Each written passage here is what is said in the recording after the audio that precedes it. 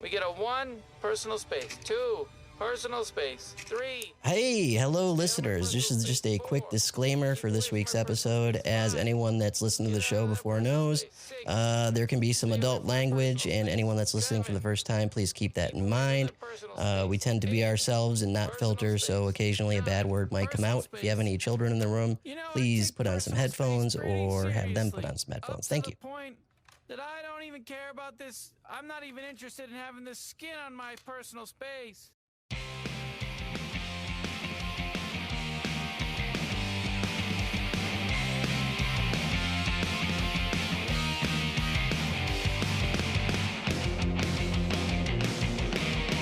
You're listening to the IDP Guys with Sean, John, and Nathan, the Wizards of Fantasy Football.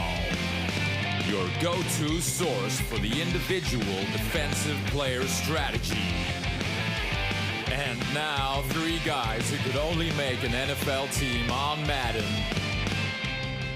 Welcome to the IDP Guys. My name is Nathan. This is episode 110. I'm joined with my buddy Johnny. Greetings. And my co-host Sean. Why the fuck am I a co-host and he's a buddy? So we're doing a coronavirus episode here. It's the Easter special, but we're doing it from quarantine, essentially. So for those of you listening on audio, you can go to the Writer Digest Network YouTube channel, REITER, on YouTube, and actually watch this show. We've got the cameras, we got the action, we got the lights. It's all going here. So you probably hear a dip in our audio quality, but that's made up with a little bit of video here, a little song and dance. So with that, let's jump into the question of the day. What's your favorite league platform and why? John. Sleeper, super user friendly, can do more. Like, it's, in my opinion, the best balance of user friendly and capability, where like MFL is definitely the most capable website, but it's super not user friendly, and also paid, whereas probably, I don't know, stuff like Yahoo is a little more user friendly than Sleeper, but it can't do shit. So Sleeper's super easy to get league set up and do everything that you need to do. So yeah, this has been a topic of conversation because we've been doing startups nonstop, basically, on Sleeper, and this has been a hot topic in the chat. I tend to agree. So I used to be, last year, the year before, it was MFL for Dynasty and Yahoo for Redraft, but I've started listening to Sean, which may or may not be a mistake, in some things anyway, and yeah, you know what? Like, I'm fucking tired of jumping through flaming hoops for dynasty leagues. My fantasy league it's nice that there are so many complicated things you can do with it. But in the same token, like, I'm kind of getting sick of that. I like it to be a little bit easier of an interface, have an app that works on my phone. Like 99% of my fantasy stuff is through my phone now. Like, if you don't have an app that works, that's not great. That's not good. So I've definitely made the switch to Sleeper for Dynasty. I'll still be going Yahoo for Redraft, and that's basically just due to the fact that I've got 18 years of stats on there I can't get rid of. But Sleeper has talked about being able to import those stats at some point. So if that happens, I might make the jump completely. Nate, what about you? So I haven't really gotten on the Sleeper train. I've been in those startups with you guys, and as we were talking about before the show, like, it's super difficult for me to go through and search their rankings this early in the year. When I'm trying to find players and everything, I think that they update based off of live drafts. It's ADP. Yeah, so like, you have to have a lot of input going in to adjust those rankings and everything for finding players, which is the same, I guess, with most other platforms. But it's just, I don't know. I haven't really got I know where everything is, but it's just not super, like, I'm not used to it. So I'm still going Yahoo as my ultimate favorite platform. And then MFL, I really like the customization. Excuse me, customization of it. Hey, everyone can see it now. It's not an episode unless Nate is leaking out of every orifice. Yeah. Jesus. So the customization, like I'm really big in like I do graphic design and stuff, so I just put together a league, super complex salary cap league with like 32 teams and a bunch of different stuff going on, and then I was able to put a theme on it, so it looked pretty cool. So as far as Dynasty goes, I still really like MFL. Complicated like user interface and everything is a drag. Like I don't like that. The fact that the app, like there is one that I've been using that is essentially just brings you into the website. So that's that kind of sucks, but I still kind of go with Yahoo and MFL. Imagine trying to set up the 10 startups that I've set up all on MFL. Well, you do it once and then you just duplicate them. I mean, we change stuff every time, but So you make those small changes. I mean, there's arguments for and against all of these platforms. Yeah, I just think the future is all phone based. You know what I mean? Like you gotta make it easy for your phone. Yeah, absolutely. But as far as like, I wouldn't be able to do the salary cap on SleeperBot or Sleeper. that's true. So that's a whole thing that like for this league that I did, it wouldn't even be able to be on Sleeper. We could probably draft and import it and do all those kind of things, but I know that there's some other things out there like what is it, RSO and Fan tracks and flea flicker. Yeah, that other people use, and like Eric is big with, I think it's Fan Tracks because he can do like college into pro sports and multiple Debbie. sports, and yeah, all sorts of stuff there. So Yeah, I those are imagine just- Debbie will be coming for Sleeper at some point. yeah, It's I mean, definitely a growing industry. I love the fact that Sleeper listens to their audience. That's something that you don't get anywhere else. Yahoo doesn't give a shit. MFL, they don't do anything to upgrade that at all. But Sleeper, you can contact them. You can get changes. Like, Sean, didn't you suggest changes that they actually made? Yeah, they're really good about that. And like, if you ask them about something, they give you an ETA where they'll be like, "Yep, that's something we're looking into. We're hoping to have that out in 6 months." You know, so yeah, no, they're really good. And like, I had an issue with taxi squads the other day, and I messaged them at like 1 a.m, and somebody was on the line with me like within 3 minutes and like talking me through the issue. So.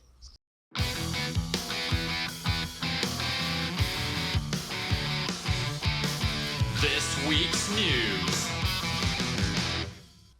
Alrighty, not quite the biggest news week ever, but there have been some things. First, though, let's do a little bit of a quarantine life check-in. We'll start with Sean. Last time we talked to Sean, he was living his best life. Sean, what's new? Still, man, I love this shit. I just stay at home all day and I don't have to see people. It's great. Everything's good. Nice. That's it. That's all I got. I love it. Did you get Final Fantasy VII yet? I downloaded overnight last night. I have not started playing it yet. So this is actually kind of crazy. My buddy does not listen to the podcast, so he won't be here to hear this shout out. But my Xbox 360 broke. So I have a PlayStation 4, but my Xbox 360 broke. And we were talking about it on one of our league chats. And like I was mentioning it because, you're actually not in that one, Johnny. Joey's in that one. But he then just like hit me with a text like a couple minutes later. He's like, so is your Xbox 360 actually broken? And I was like, yeah, man, I tried firing it up the other day and it just isn't working anymore.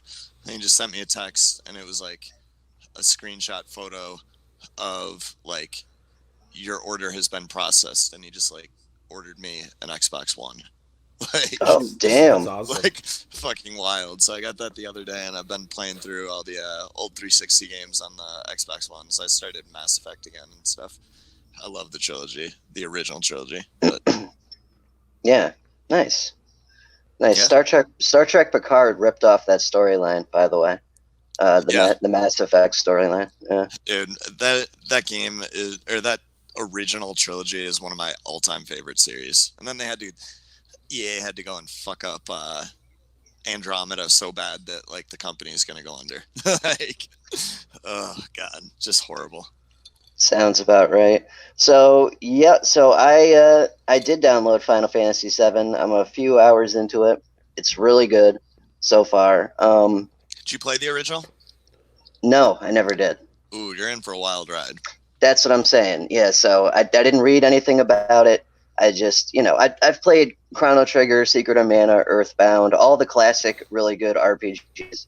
And routinely, I see this one in people's top 5 all time. So I was like, fuck it. I'm just going to get it, play it through. I don't want to know anything. I'll just experience it for the first time. It's kind of like what I did with The Last of Us, just going in blind and see what happens. So far, really cool. Really good game. It's different. It's not the turn-based combat that it traditionally has been. It's a mix of kind of like hack and slash, but you can also like stop time to do commands like spells and abilities and use items and stuff like that. I imagine it's pretty similar to Final Fantasy 15 or yeah. I mean, if you go back even from the makers of Mass Effect, Dragon Age, the original Dragon Age was stop time. You can do the tactical stuff and then real time for the rest of it. But right. So it's like that, which is cool. The graphics are cool. Yeah, really good so far. So yeah, I've been playing that. As far as quarantine life overall, the first couple weeks of this, I think everyone was basically in shell shock and just like, what the hell is this? And this sucks and yada, yada, yada. But I saw something, a week or so ago that said, all right, well, this is happening. There's nothing you can do to control it. What second half adjustments can you make to make this thing work for you instead of against you? So I took that to heart, and I've been, walking/jogging 5 miles a day, which is insane. Wow. Yep. I'm trying to quit smoking. I'm working on, just a whole bunch of things that I've never had time for that I do now, to try and come out of this thing in better shape than when I came into it. So I'm using it to my advantage, and I'm kind of taking a page out of Sean's playbook. Why does this have to be a terrible thing? This can be something we can use to our advantage. yeah. Nate, how's your quarantine going? Yeah, so essentially not quarantined at all. I'm an essential employee as a deli cutter. Jesus. And I gave you PPE. You can't even wear it, right? No, can't wear it. They won't let me. They've just finally marked off the floors, but people still like lean over the counters and stuff, and it's like if this thing was, if I'm gonna get sick, like I'm definitely gonna get sick. Like the chances is so high for me, just because I go to work just about every day. I'm working and seeing like hundreds of people, and I get paid like shit. So that's that. Living the dream. I want to quit. I told them that I'm done after they can find someone else, but they can't really find anyone during this quarantine. It's a part-time job. Like it's not even my full-time work, which is at my desk in my house doing graphics and videos and stuff. So like I would much prefer to be doing that than having to go out and cut meat for people. Like I don't even care if you have food. I'm not here to get sick. And yeah, I've been cooking so much meat. Like so much. Yeah. I'm your worst nightmare. And I don't even care. Like I don't know. It's frustrating, and but that's where I'm at. So I at least get to leave the house. My girlfriend is off of work. Fiance. She's off work. Been home for like a month now. She's going stir crazy. My sister's also at home. They're both going stir crazy and sometimes against each other. It's fun. It's fun. I love this. This is exactly where I want my life to be right now. God, being single is great. So, well, let's. Do we want to move into some more actual football news? All right. So the big one, if you insist, the big one is it looks like the XFL has folded. Thoughts? It's rough. Yeah. That's a bummer because it was doing really well. You know what? And then this happened.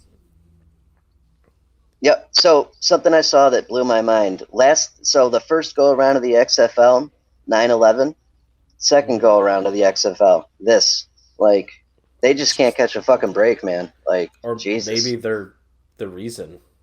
Yeah, could be. The world just hates the XFL. I'd say that's probably a long shot, but you know, to each their own. So, no, it sucks because it was a good product. I really enjoyed it, and I thought for once we were gonna have football almost year round, and then this had to happen. And yeah, shit sucks. It does. It does. I mean, it's got to be tough. I mean, look what happened with the AAF. Look what happened with XFL the first go around. Even the AFL back in the day. It's tough to have. They finally made like a good product. Right. It's tough to have that kind of product and have it do well. But I mean, they didn't even have a chance this time. Like, they couldn't even get a season in because of this bullshit. Like, yeah. I don't know. I think if they had gotten the full season in, they might have been okay. But I don't know. Like, they just never. They were definitely going to be okay if they got the whole season in. They were definitely going to be all right. Yeah. This just fucked it all. So. Yeah. But anyway, pour some out for the XFL. As predicted here and everywhere, the draft is going to be virtual. Which is going to be interesting. I mean, all the jokes are out about Belichick hacking Zoom feeds and shit like that. I'm just glad it's happening. I'm glad it's not postponed. It's going to be a different product, but we'll still get the draft on time, and we'll still get what we need is to see the landing spots. So I'm all right with this. What do you guys think? Yeah, I'm fine with it. I think it's interesting that a 10-round draft was proposed.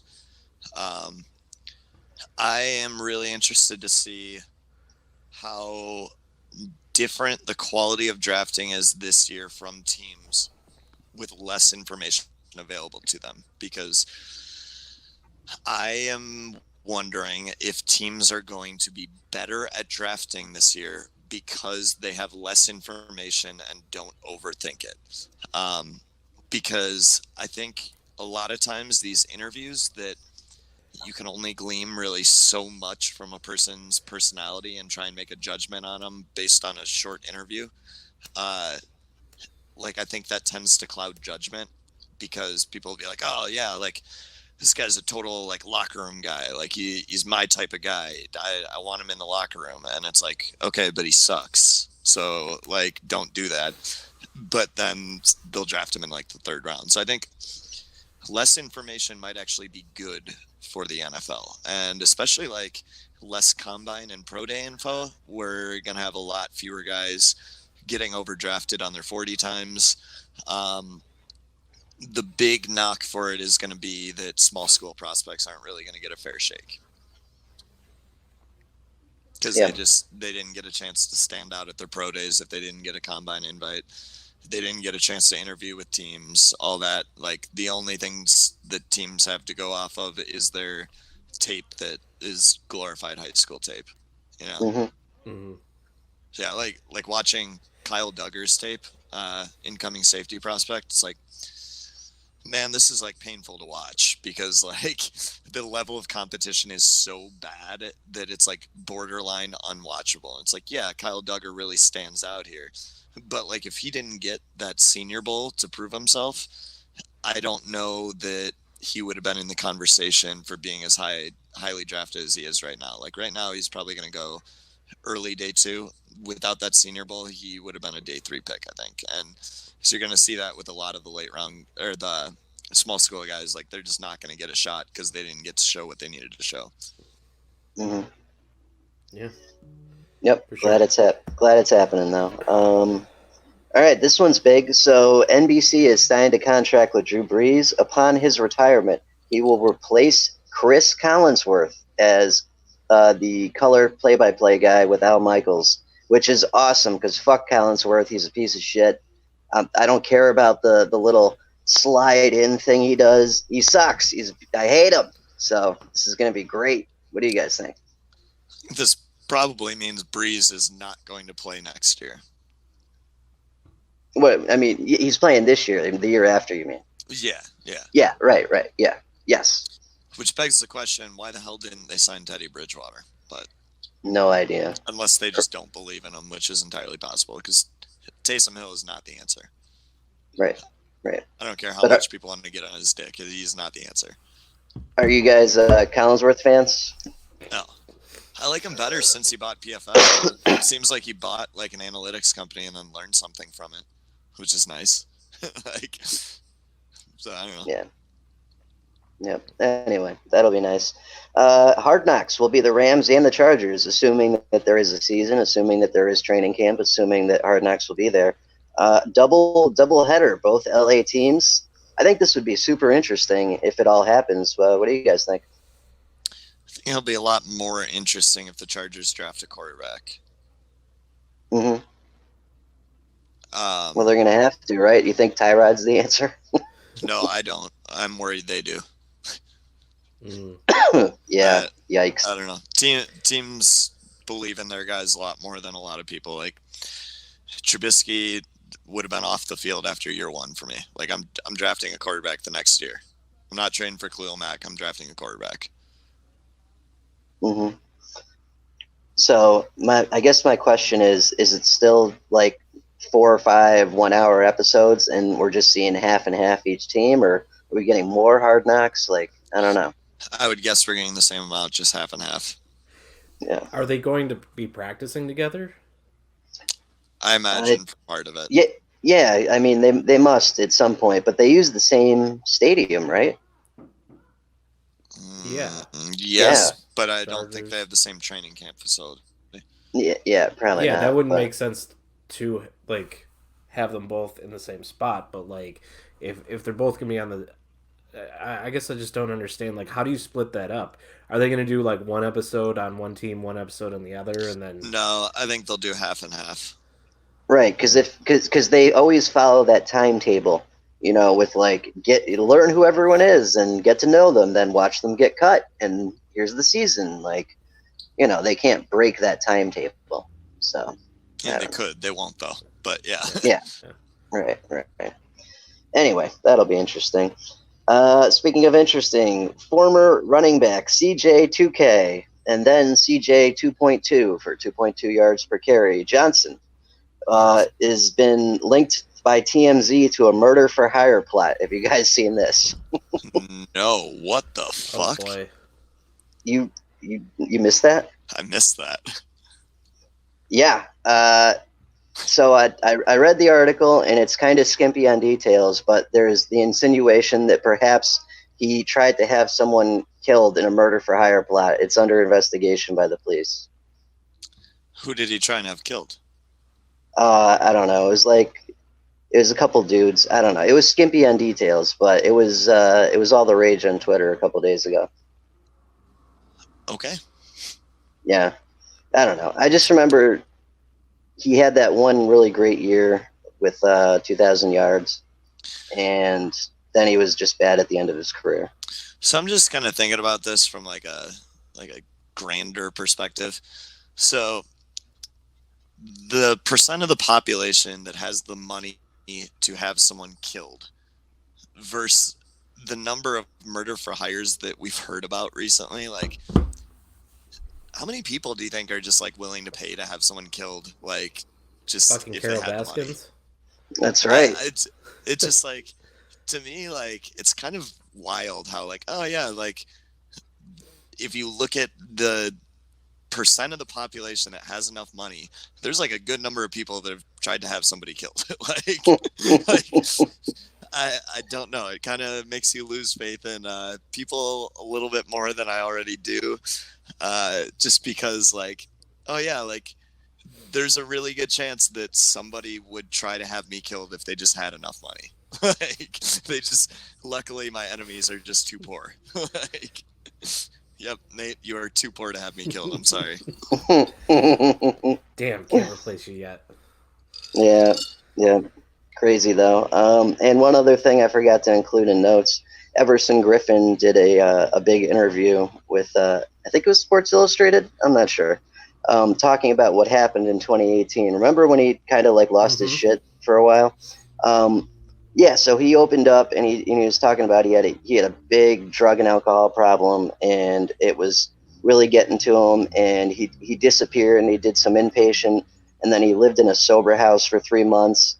And he got his shit back together, and he's been in recovery since, and he's like a whole different person now. Like, it's just a really, like, if you read the story, it was a really good story. Like, it gives me a little more faith in him going forward. Like, someone's gonna get a really nice veteran pass rusher with their shit together when he gets a contract this year somewhere.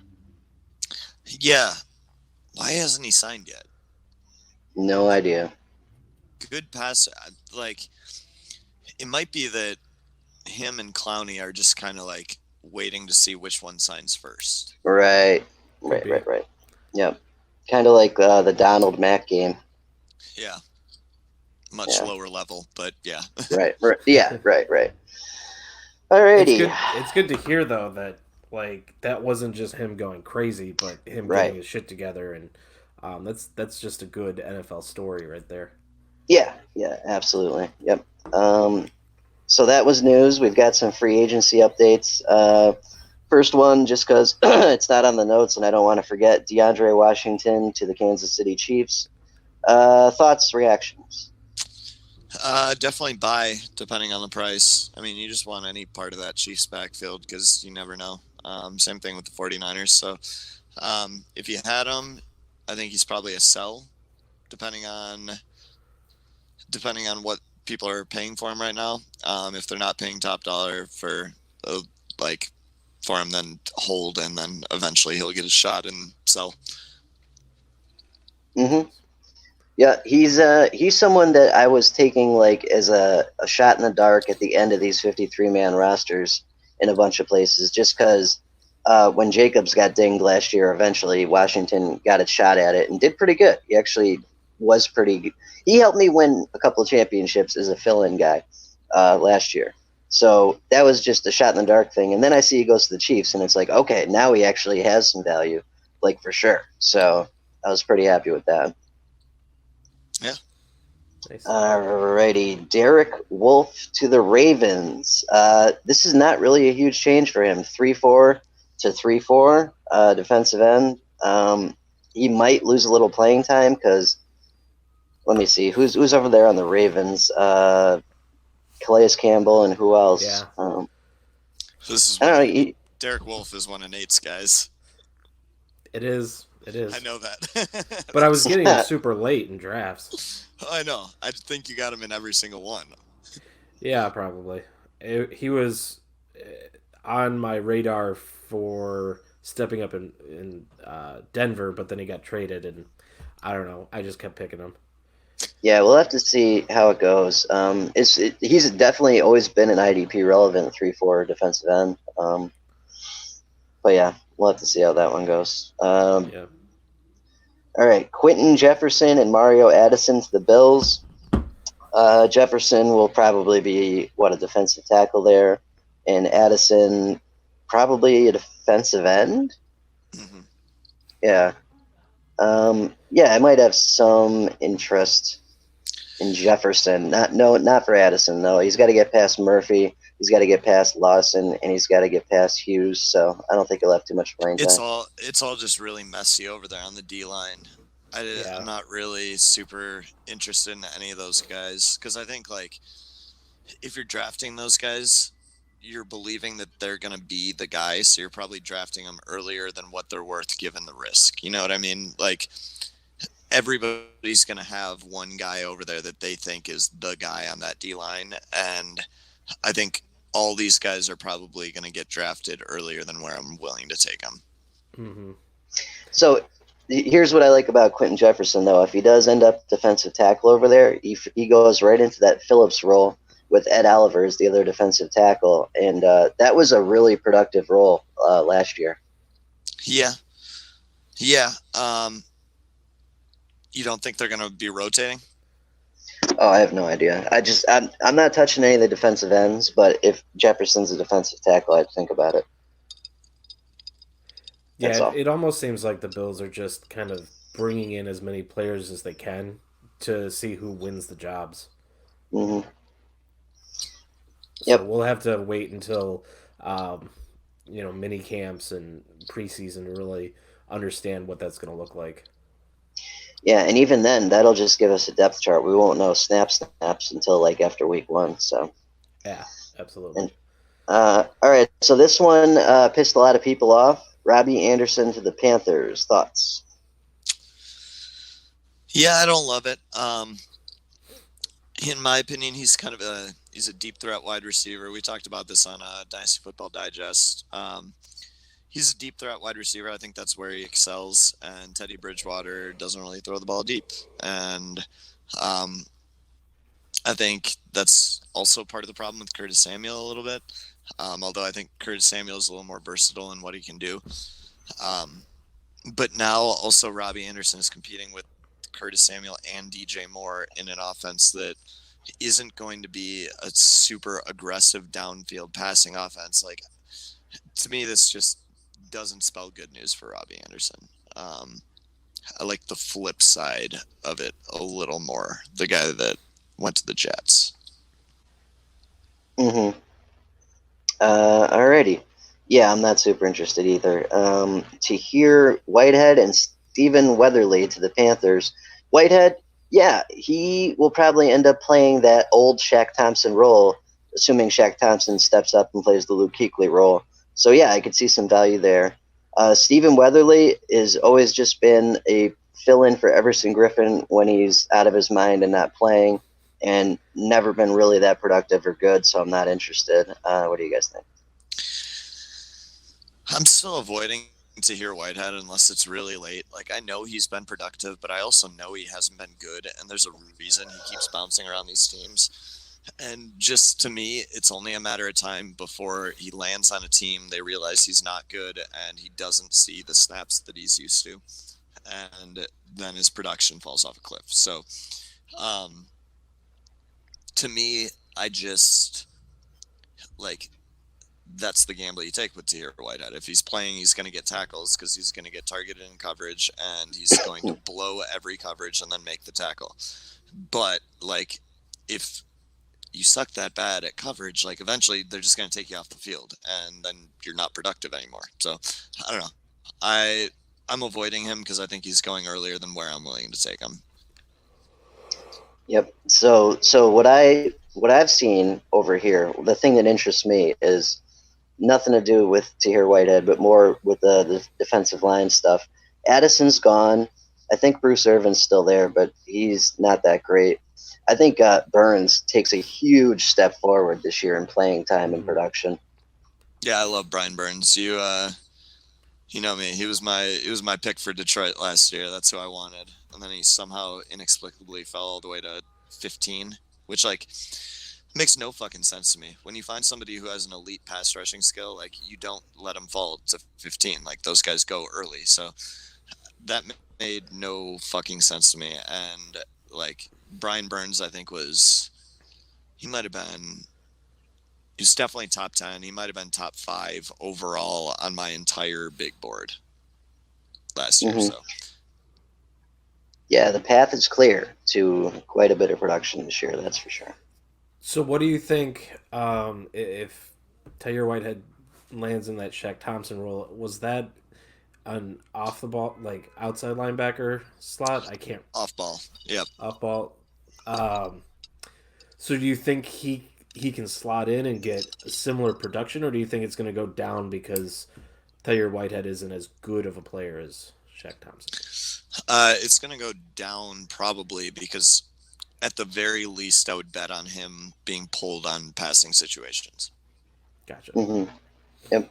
Like, I don't think he'll be on the field in nickel sets. If you're doing that, you're setting yourself behind the 8 ball.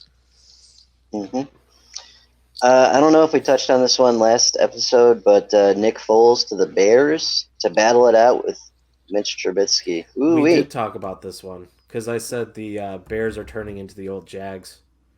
Oh, right. Okay. No one's interested anyway, right?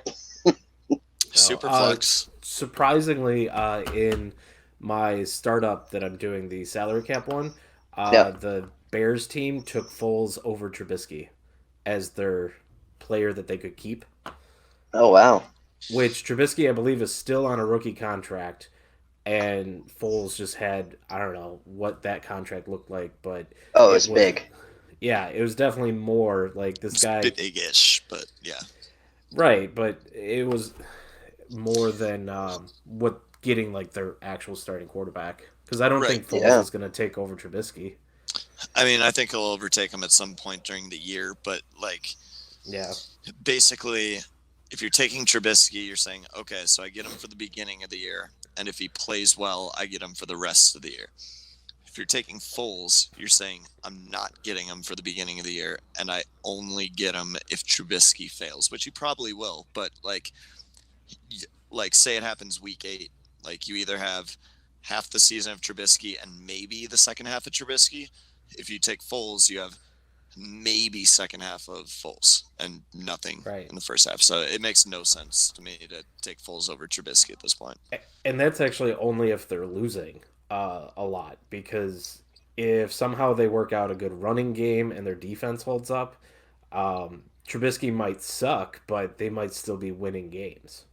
Yeah.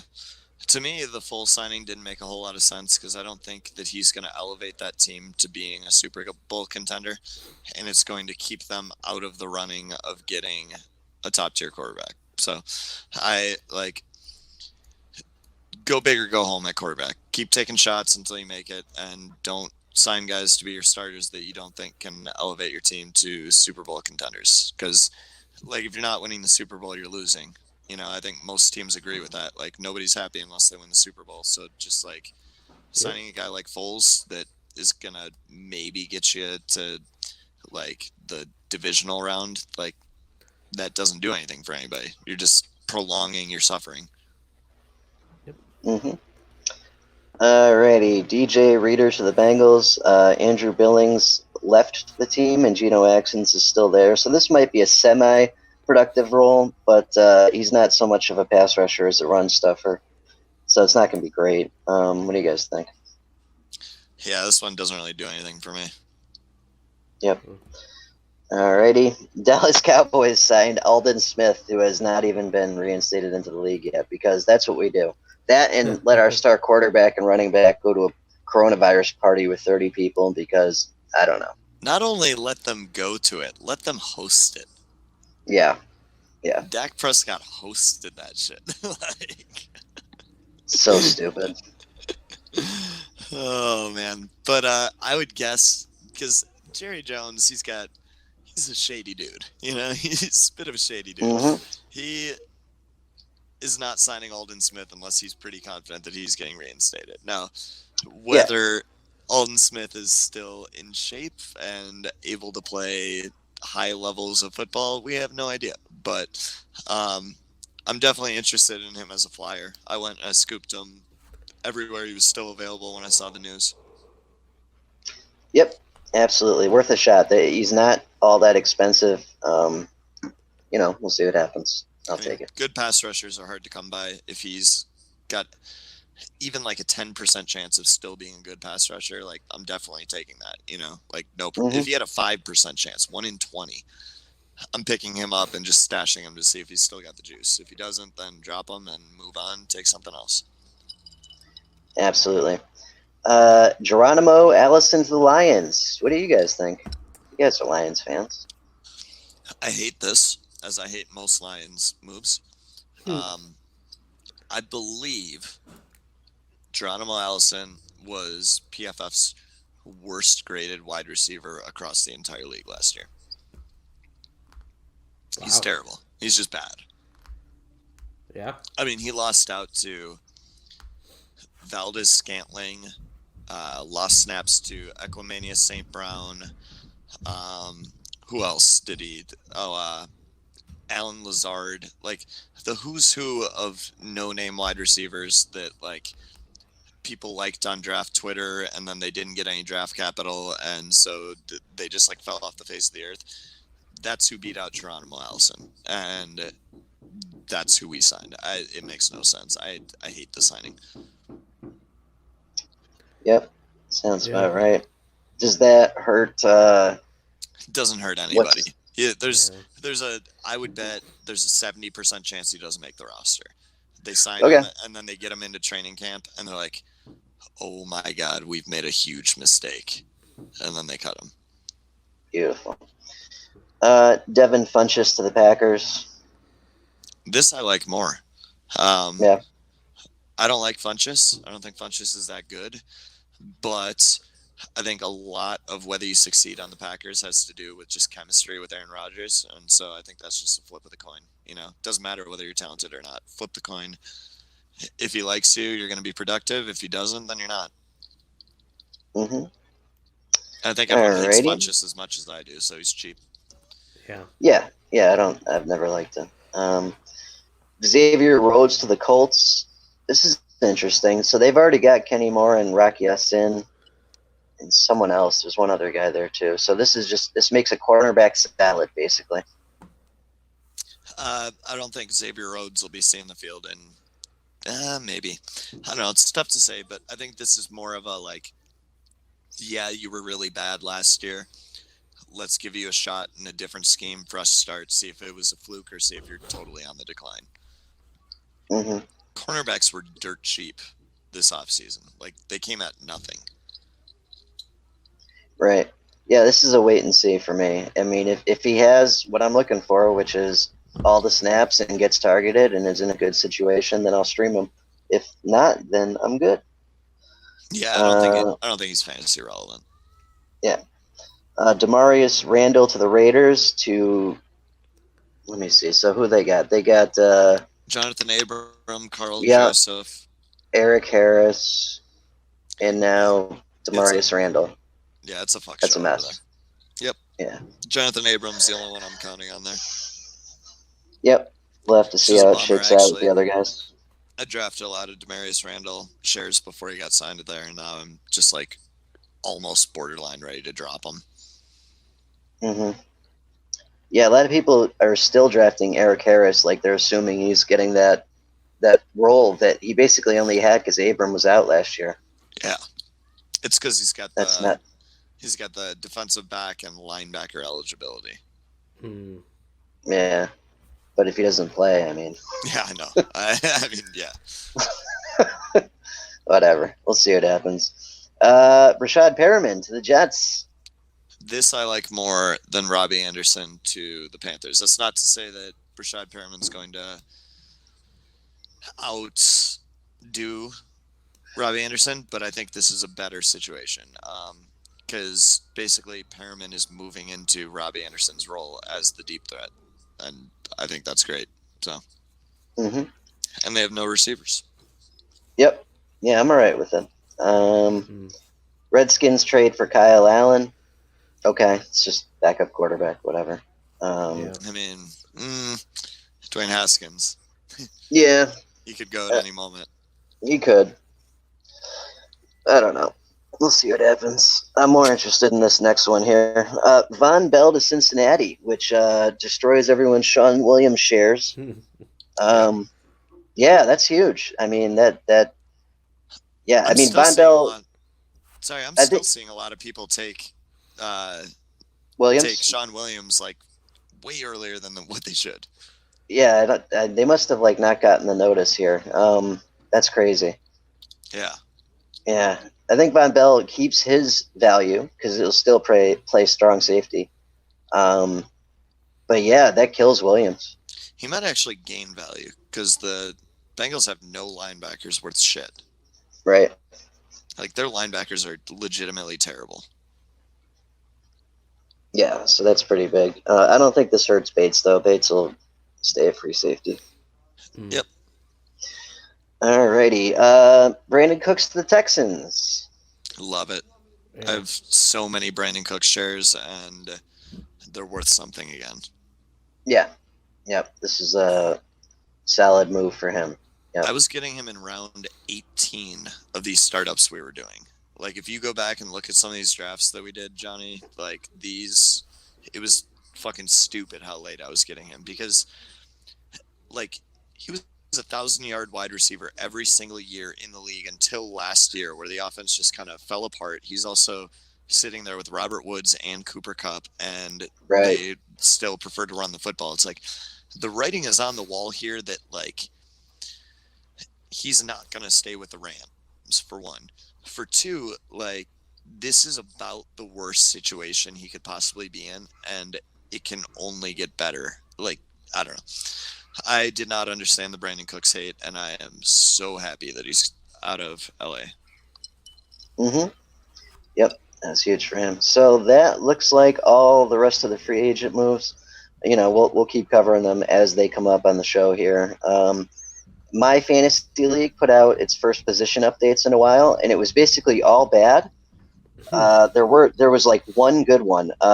Just going down the list here, the only fantasy relevant guys really. Jalen Thompson, cornerback to safety. He's a safety everywhere else. That makes sense. Jordan Phillips loses value, going from defensive tackle to defensive end. The only good one really I saw was Dante Fowler from linebacker to defensive end. That's pretty big. Mm-hmm. Justin Burris, they fixed that. He's from corner to safety. Robert Quinn lost value. He's going from defensive end to linebacker. What else do we got? Julian Love going to safety. Yeah, that hurts him. Jalen Mills, same thing, corner to safety, that hurts him. Jimmy Ward, same thing, corner to safety. All those hidden safety guys that you could plug in at corner and get that value, they fixed all that basically, so that sucks. Yeah. You saw ESPN change positional designations, and they have an edge designation now, right? Yeah, so they're just lumping all those guys together. I saw that. Yeah. I absolutely love that. That's what everybody should do. Because think about it this way, like, there is almost no difference now between a nickel corner and a safety. Like, there's no discernible difference. Minkah Fitzpatrick, what is he? Right. Like, he's technically a free safety, but, like, free safeties traditionally, before the NFL smartened up and made everybody hybrids, plays like high and plays like off the line of scrimmage and plays deep zones. Like, Minkah Fitzpatrick is playing man coverage against slot wide receivers. Like, he's a cornerback. You know, he's a cornerback, he's a safety, does all these things. Like, at some point, these fantasy sites are going to have to just abandon these designations and just, like, give people more flexible eligibility. Mm-hmm. Like what Sleeper's doing. Yeah. Sleeper does it like 80% of the way, but the problem is it still fucks like a couple of guys. Like, it make like TJ Watt not having defensive line eligibility. Yeah, that sucks. Yeah. TJ Watt and Von Miller not having it when Khalil Mack and Shaquille Barrett do. Like, I don't know. That doesn't make any sense to me, and I wish that they would just embrace that they're doing things better for the most part and just do it better all the way. Okay, last one on here was Vic Beasley, went from defensive end to linebacker, so that hurts him. That's basically all the updates for my fantasy league. That's it.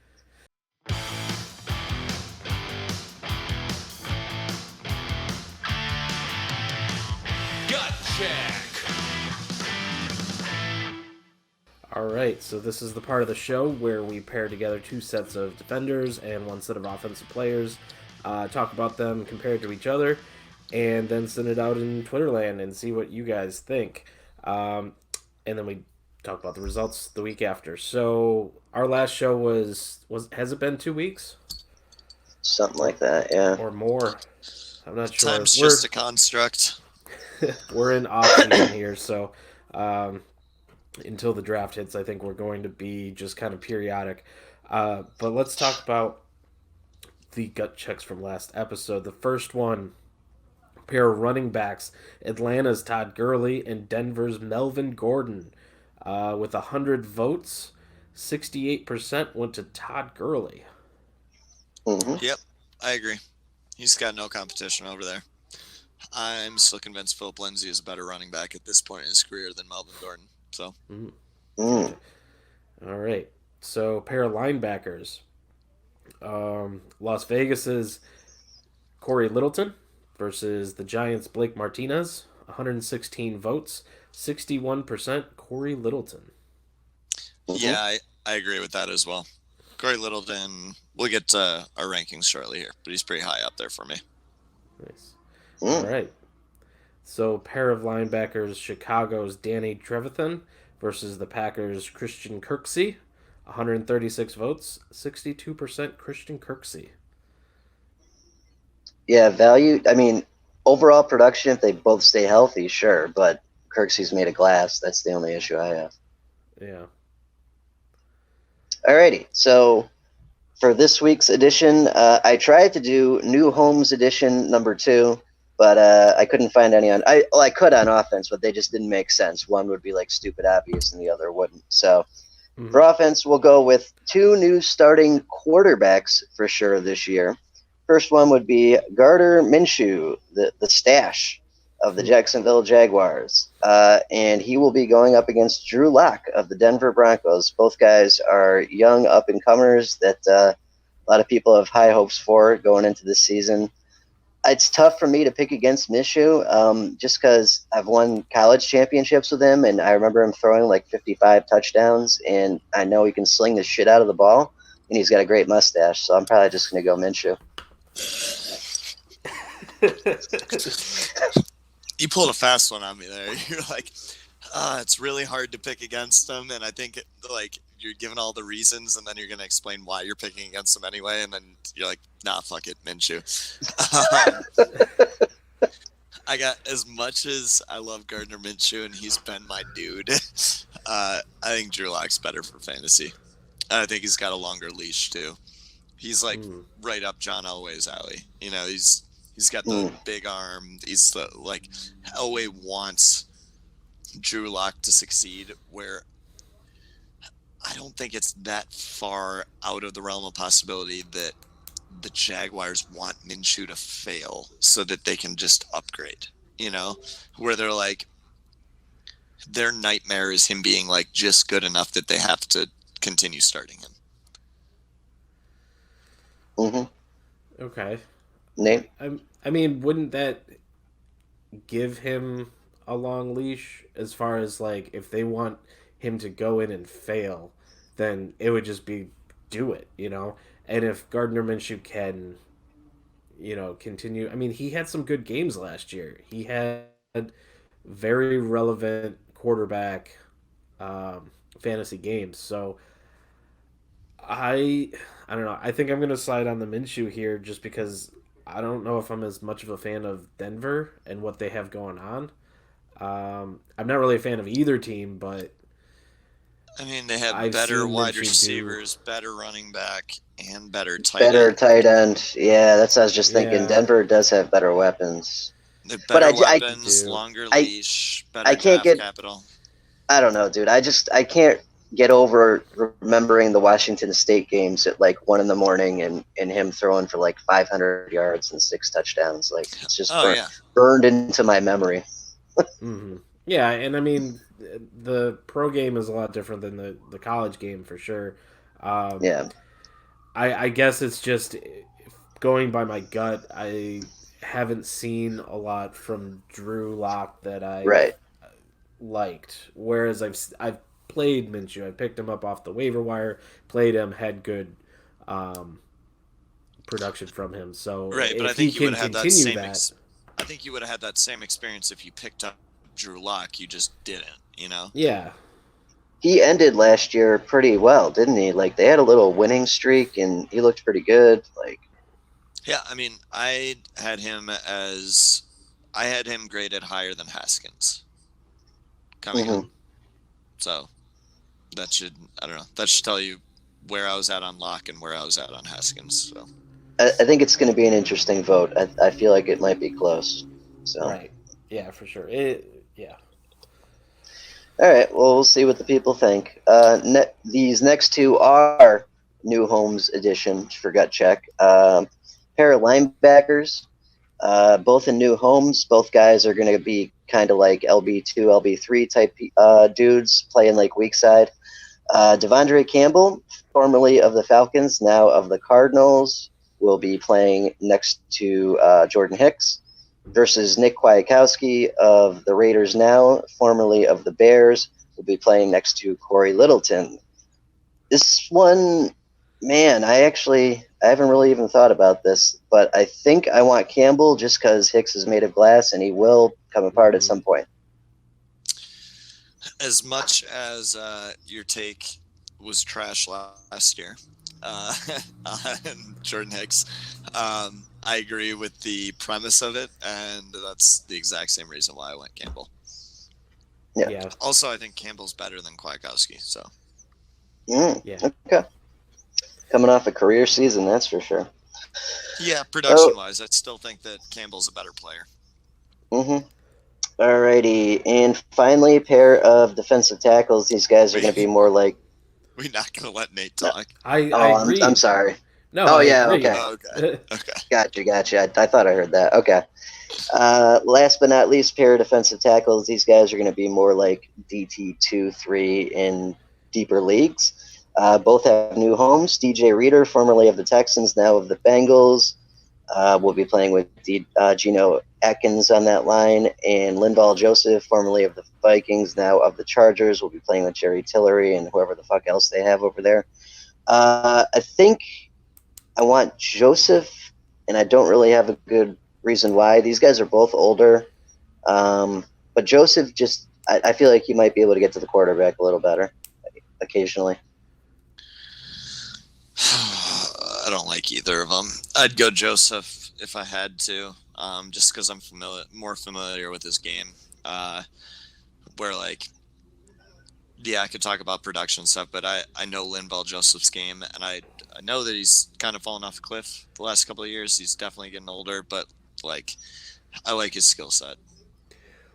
So who's on that line now? You still got Joey Bosa, Melvin Ingram. Now you've got Linval Joseph in there. Yeah, Jerry Tillery.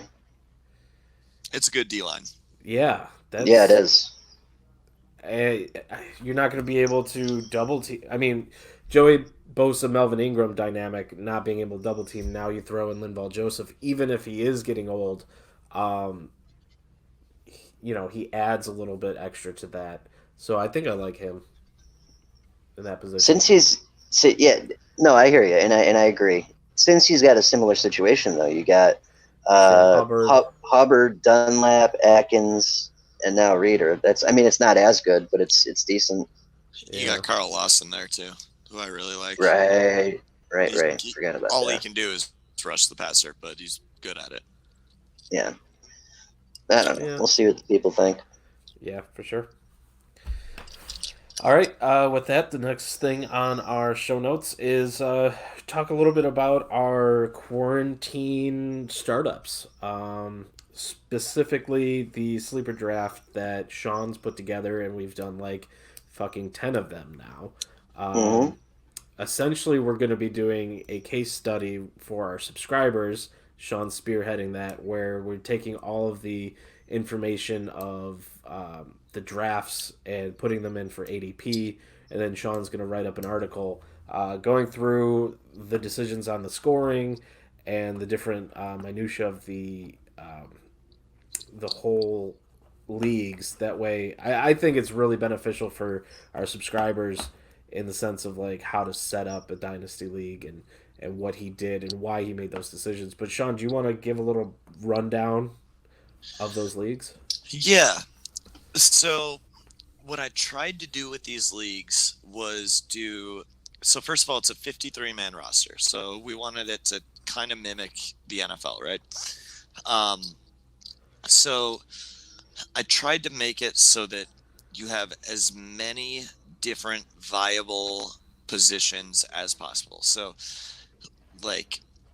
balance tight end and quarterback value with wide receiver, running back, and balance defensive line with linebacker and defensive back with linebacker and all that stuff, and then kind of tweak it so that it more fits what the NFL values. So pass rush, coverage, that stuff.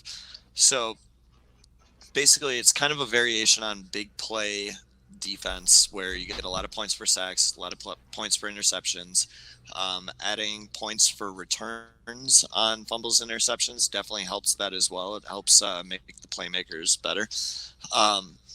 But so we did Superflex, tight end premium, and then you start 4 defensive line, 3 linebackers, 4 defensive backs, and then 2 defensive flex. And then on offense, in addition to the Superflex, you do have 2 flexes. And so what you find when you're doing these drafts, it's really interesting, is that every draft is a little different because there are so many viable positions where like you have IDP players that are in the top 12, top 24 overall on the season. And you have guys from totally different positions where you have linebackers, D linemen, and defensive backs that are all kind of in that mix. And so you'll have like super flex drafts where only like 5 quarterbacks go in the first 3 rounds. And then you'll have super flex draft where like 12 quarterbacks go in the first 3 rounds. And it's just wild. So every draft's been a little bit different just because at any given point, you have so many options available to you, and it's made it super interesting. It's been a ton of fun. And even while tracking all this ADP for all these drafts, like you're still shocked every time where you look at it and you're like, wow, okay, so that guy fell way later than what he should have, or that guy went way earlier than what he should have, because the drafts are just so different from everything else because there's so many players that are viable. Yeah, for sure. It's been super interesting, and I know early on when we first started this, the strategies changed. Like, so it's super flex, and didn't we have like a really late quarterback run in like the first draft? Yeah, the first draft we did of this, I was actually super pissed because I took Mahomes in the first, and then I looked at it and like nobody else took quarterbacks like at all. And I'm looking at him like, you guys know this is super flex, right? And it's like, yeah, but as long as nobody else is taking quarterbacks, we don't have to. It's like, God, fuck you guys. You just screwed me out of my first round pick. So in that league, I ended up with, I think, 5 starting quarterbacks. And then tight end premium, I had like 6 starting tight ends. And just like nobody else gave a fuck about them at all. And it's like, okay, I'll just keep scooping these, I guess. So yeah, like the league strategy has changed from league to league. My strategy has kind of remained the same. Mm-hmm. Yeah, no, it's been interesting because I've drafted from many different positions, especially that last one where I traded all of my picks to get to the end of the draft. That was fun. Jesus, that was not fun. That was awful. Yeah. But yeah, D-line, people have definitely kind of like moved toward the D-line trend, where the first couple drafts, like my defensive line was just far better than everybody else's, I felt.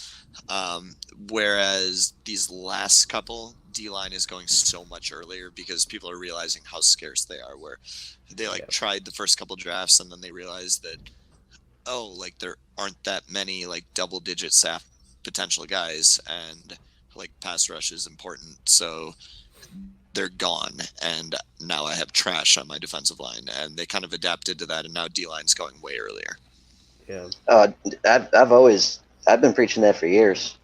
Yes, you have. You and I have been exactly on the same page for that. Linebackers are my lowest priority, to be honest. Right. And when you can get fucking Will Compton, Donald Payne, or AJ Johnson, who no one even knows who they are until and James Burgess, you don't need to grab linebacker right away. Yeah, I mean, there's always guys that come in and come out of nowhere, and then on top of that, like, there are a bunch of viable players that you can play a linebacker. Like, the difference between the top linebacker and like a replaceable starter is so different than the difference between the like fucking Myles Garrett and like I don't know, Matt Ioannidis. I mean, even Ioannidis is like a little higher up there, but because like you're taking Ioannidis as like your DL2, DL3, or I guess not you, but a lot of people it would be their DL2, DL3, and like, man, that just doesn't cut it, you know? Yep. The fall off the cliff is so much bigger, so much bigger. Yeah, you look at it and you're like, okay, so now I'm looking at defensive tackles who get about 2 sacks a year and about 3 tackles a game, and I'm basically my defensive line has a bye week every week. Yep. It's rough. But yeah, so Sean's going to be putting that together. We've got Morgan setting up the ADP charts for it. Should be really interesting. I'm not in the most recent one, what'd you call it again? Down with the sickness. Down with the sickness. Yeah. This one might be my favorite draft I've had so far. People are getting really loose with their 2021 picks. Between Joey and I, we have 6 of the 12 first-round picks, and like we're not moving that far. Like we're moving back like a round and getting a 2021 first. I don't know. They've been pretty wild, and I've kind of lucked out a little bit on the runs where, like, I didn't take a linebacker till round 20, and I landed Matt Milano, Quan Alexander, and Devondre Campbell as my 3 linebackers. My first one I took in round 20. I was like, yeah, that felt really good. So I just punted that. My Superflex situation and tight end premium situation is really good. I have Kyler Murray, Deshaun Watson, and Stafford as my 3 QBs. And then tight ends, I have Travis Kelce, Evan Ingram, and Eric Ebron. And it's like, yeah, I feel really, really good about this roster. So Nice. if any of the listeners are interested in getting in on these, just DM me, because we do basically as soon as we finish one, we start up a new one, and we're always looking for new people. So hit my DMs, and I'll get you an invite to the next one. Yeah, for sure. I've stopped because you guys are going to end up with 20 or 30 of these leagues. Yeah. There's no way I could keep track. I'm thinking about now setting up a Excel spreadsheet just to keep track of all my dynasty leagues. I've added like 5 or 6 this offseason, and it's crazy. Sleeper in the next update has an update where you can not just reorder leagues, but group them. So like put them in folders almost. Right.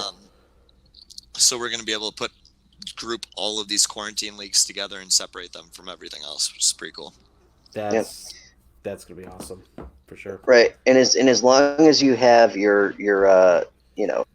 schedule that you follow during the season, this is fine. This is doable. Like waivers on Tuesday and set your lineup, after you get your guys, and then check again Saturday, and set your inactive alarms. And as long as you stay on top of your shit, like this is doable. Oh yeah. I mean, it's doable now. But I'm saying when you get like 20, 40 in, it's going to be I think I could for do me 40. a lot.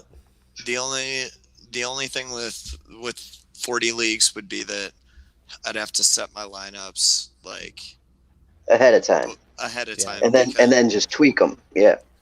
I mean, there's a good chance I'm too hungover on Sunday to wake up and set 40 lineups. A good chance? This is like a 80% chance. Yeah. I can set 15. I can wake up in time to set 15. 40 of them, I might be too hungover.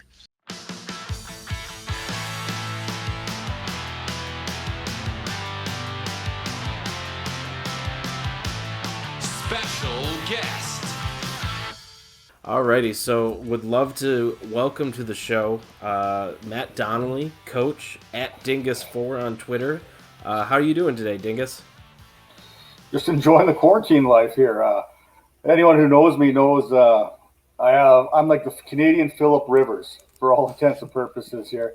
You could actually combine the Rivers family with the Cromarties, and you have the Donnellys here, okay? Oh, boy. So anyone who knows me is I've got about 13 kids when it all breaks down for children in my home. So it's very busy, and being quarantined with 8 of them currently, as the other 5 have all moved out already. So being quarantined with 8 kids who have been out of school and been stuck at home basically for the last 2-3 weeks. Yeah, it's been fantastic. I can imagine. Oh man. So well that's got to be a lot. But one thing that you do have going for you, you've got a little bit of a side project. You're part of the magazine with us. Yeah, no, it's been fantastic here. I always joke about it, like talking to my buddies and said, "You wait till you see my ugly face in the magazine that you guys bring to the draft parties every year. One day it's going to happen." And then, of course, like any good procrastinator, you just keep putting it off, and ho-humming, and then the opportunity presented itself with IDP guys to come along and jump on board with this project. And I thought I'd jump in, throw a couple profiles here and there. I didn't quite envision how involved I would end up being at this point in the process. Yeah. So for everyone out there, Matt he's been doing profiles for us for this magazine. We got 2 magazines, IDP guys, and then the Dynasty Football Digest rookie mags. And he's probably done about 40% of the profiles, 122 profiles total. He's just been kicking them out. So when I finally decided that I needed some help, I needed to put someone at the top of this as a project manager, he was my first choice. Yeah, thanks for that, I think. But like I said, the first thing is, like, we went through this whole profile. We assigned X amount of profiles out there. We kind of targeted that 122 number between IDP and offense. And then you start going through, you start handing out these profiles and getting guys to jump on board. And then you're like, oh, I want to do this guy. And then, oh, I want to do this guy. And then before you know it, you're at 50 profiles. And you're like, oh, man. And then you really start to dig down. And you can speak on this, too. This really started to come together, in January, where it was kind of like, hey, let's start getting this rolling out.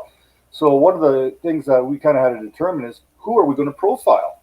And from January to this point, we know anyone who follows the draft knows the process changes drastically from November, when you kind of get your guys together that you think are going to come out, to when they officially declare sometime in January, to even the combine, to 2 weeks from the draft right now. People continue to get better, and there's always going to be guys who jump out of nowhere, and there's going to be guys you're going to overlook. And I know for me, one of the guys we actually missed on a couple occasions here is probably one of the best edge guys in the draft, Chase on there from LSU. It was just an oversight on our end, but we managed to correct it, and then we had to make some cuts to who the profiles were because we needed to get this guy in. Because this is the kind of guy that people want to see and they want to hear about, because he's going to make an immediate impact on an NFL team, especially when you're looking at probably late first, early second round draft capital that's going to be spent on this guy. So one of the biggest things is making sure we have the right guys in this profile and in these magazines. Yeah, so this is kind of something that I've been wanting to do for at least a year, I'd say, like just putting out some sort of publication, because my background is in like print journalism and print graphic design. So like I've got all the tools to like get it going. I just never had the content. So now that we have, the website's going, and we just kind of pooled our resources and brought in some other guys for outside help.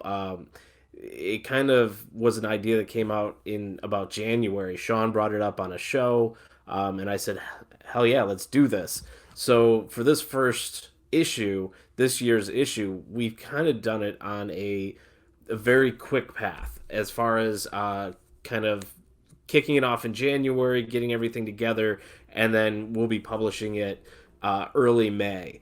So it's been this kind of like really quick production. But now that we have you in place, we know we're gonna do this next year, and we can start planning for that. Oh, that's the thing too, right? Like my biggest thing is I've always been a small school guy. I'm always looking for these diamonds in the rough, these guys I want to profile, I want to bring attention to. But when you start looking at these profiles, they're also the type of guys who kind of get over. I guess we don't really pay as much attention to them. They become a bit of an afterthought. Guys like Corey Williams there. Guys, if you know me, I've been huge on Duggar and Chin since the get-go, before the whole draft process started. But guys like that typically find themselves not in very many publications. And that's one of those things we want to identify from this point on going into 2021. So we've got the time to prepare. So 2020 is going to be great. We're going to have a great product coming out for you. But 2021, that's going to be the year. We're going to have all kinds of players profiled there. A little more organization, I guess is the best way to put it. There's going to be a bit of a learning curve, especially this year, putting this one out. But the group of guys that you guys have brought in here for this publication, it's fantastic. It's guys with a knowledge that even smarter than me. Like, the problem I have for myself is I don't consider myself a great writer. I talk well. I know what I'm talking about, but sometimes it's putting the words. And one of the guys talking to Josh there, one of the things we make a mistake about is we write like we talk too often. And that's kind of difficult to translate into a publication itself. So I'm coming back with a lot of editing on my articles here. And the biggest fear for me is when you put so much out there and you put so much work into the project, regardless of how good it may be, you always feel it's not good enough. You always want to put the best product out there that you can. And the guys that we have here are fantastic. And I guarantee you it's going to be a great project out there.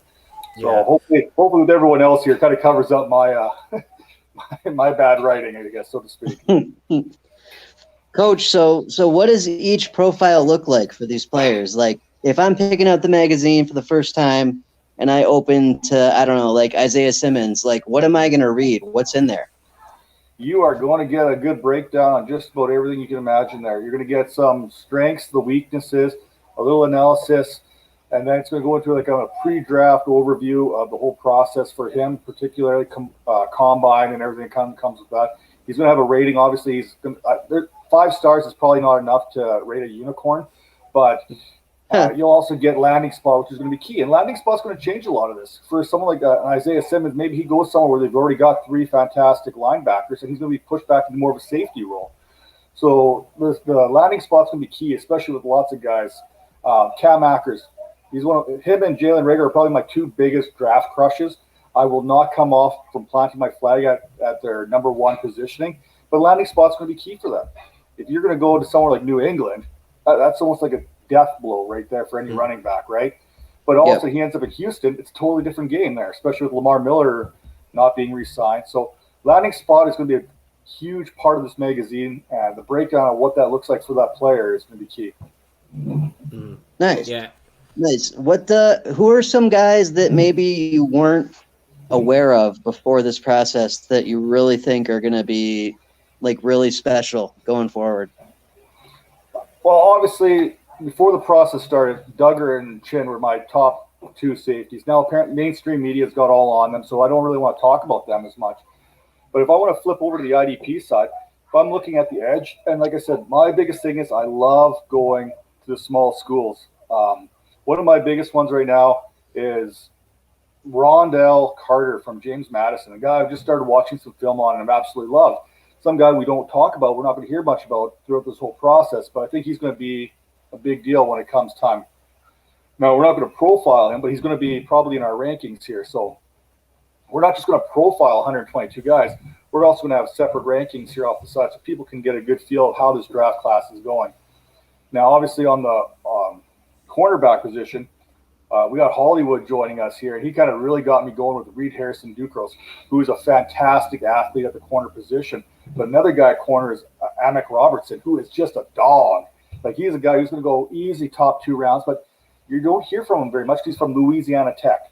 It's not a traditional powerhouse when it comes to scouting, right? So we want to make sure we get guys like that in here who we know are going to be fantastic players. But he's just one of those guys, as the process has gone on, I've absolutely fallen more and more in love with, right? So, and then, of course, for everyone, well, just want to point out, too, for people listening and watching, you can find the link to pre-order on idpguys.org and dynastyfootballdigest.com. So if you want to get both magazines, print or digital only, go there. But yeah, keep going, Dingus. You're doing great. See, that's the problem. You have to cut me off. When I start to talk about these small school guys, that's when you have to cut me off because I'll keep going. Another cornerback that no one talks about is Isaiah Rodgers, right? Another guy from Massachusetts you want to pay attention to. Again, won't be profiled because he kind of slid in late into the process, especially my evaluations. So when we put out these profiles, he kind of got missed in the whole process. But when we look at these rankings, it'll show that he's someone we're looking at. And, of course, we can't forget about offense. I know we're here with IDP guys, but we're also putting out that offensive publications as well. So, guys I'm higher on. I like to stir shit up. Let's be honest. I can say that on the show, right? I can say that? Yeah. Yeah. I honestly believe, in my opinion, Tua is my number one quarterback. I got Justin Herbert as my number 2 and Burrow as my number 3. Now, I also believe fully that Herbert and Burrow will go before Teo in the draft based on some things. But Herbert is someone who I've started to really like how he's playing. He's got all the tools. He's got the consistency, so to speak, through college, the resume. Someone like Burrow who, let's face it, he had one of the best college seasons of all time last year. But it was only one season. And that raises a bit of a flag for me. I don't want to get too excited about that. We've seen tons of great college quarterbacks come to the NFL and flunk. I don't think he's going to flunk. I think he's going to be a solid player, but I think Herbert and Tua are still going to be better. And, of course, again, guys I just fall in love with, like Kirk Merritt, Arkansas State at the wide receiver position. Someone I have in my personal top 20, but just evaluating these things. And I put these spreadsheets together when we start going to the rankings. I really start looking at the bottom of them and like, oh, man, this guy needs to be way higher. And then you watch the film, you're like, oh, wow, this guy really pops out at me. Linebacker positions all over the map this year. I think you've got your top 3, maybe 4 linebackers that are going to be first, second rounders.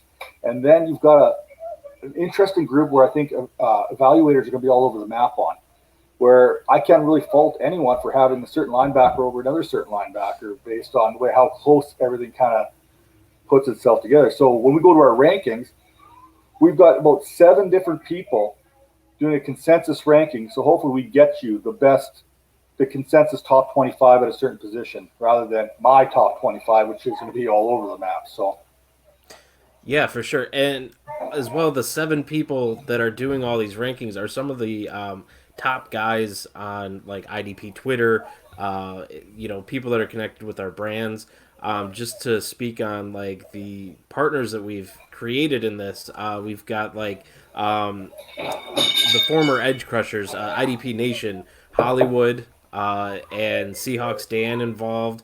You're with the Dynasty Vipers, and you've been helping us with a lot of things too. So Kyle, I can't remember his last name with Pigskin. Kyle Bell.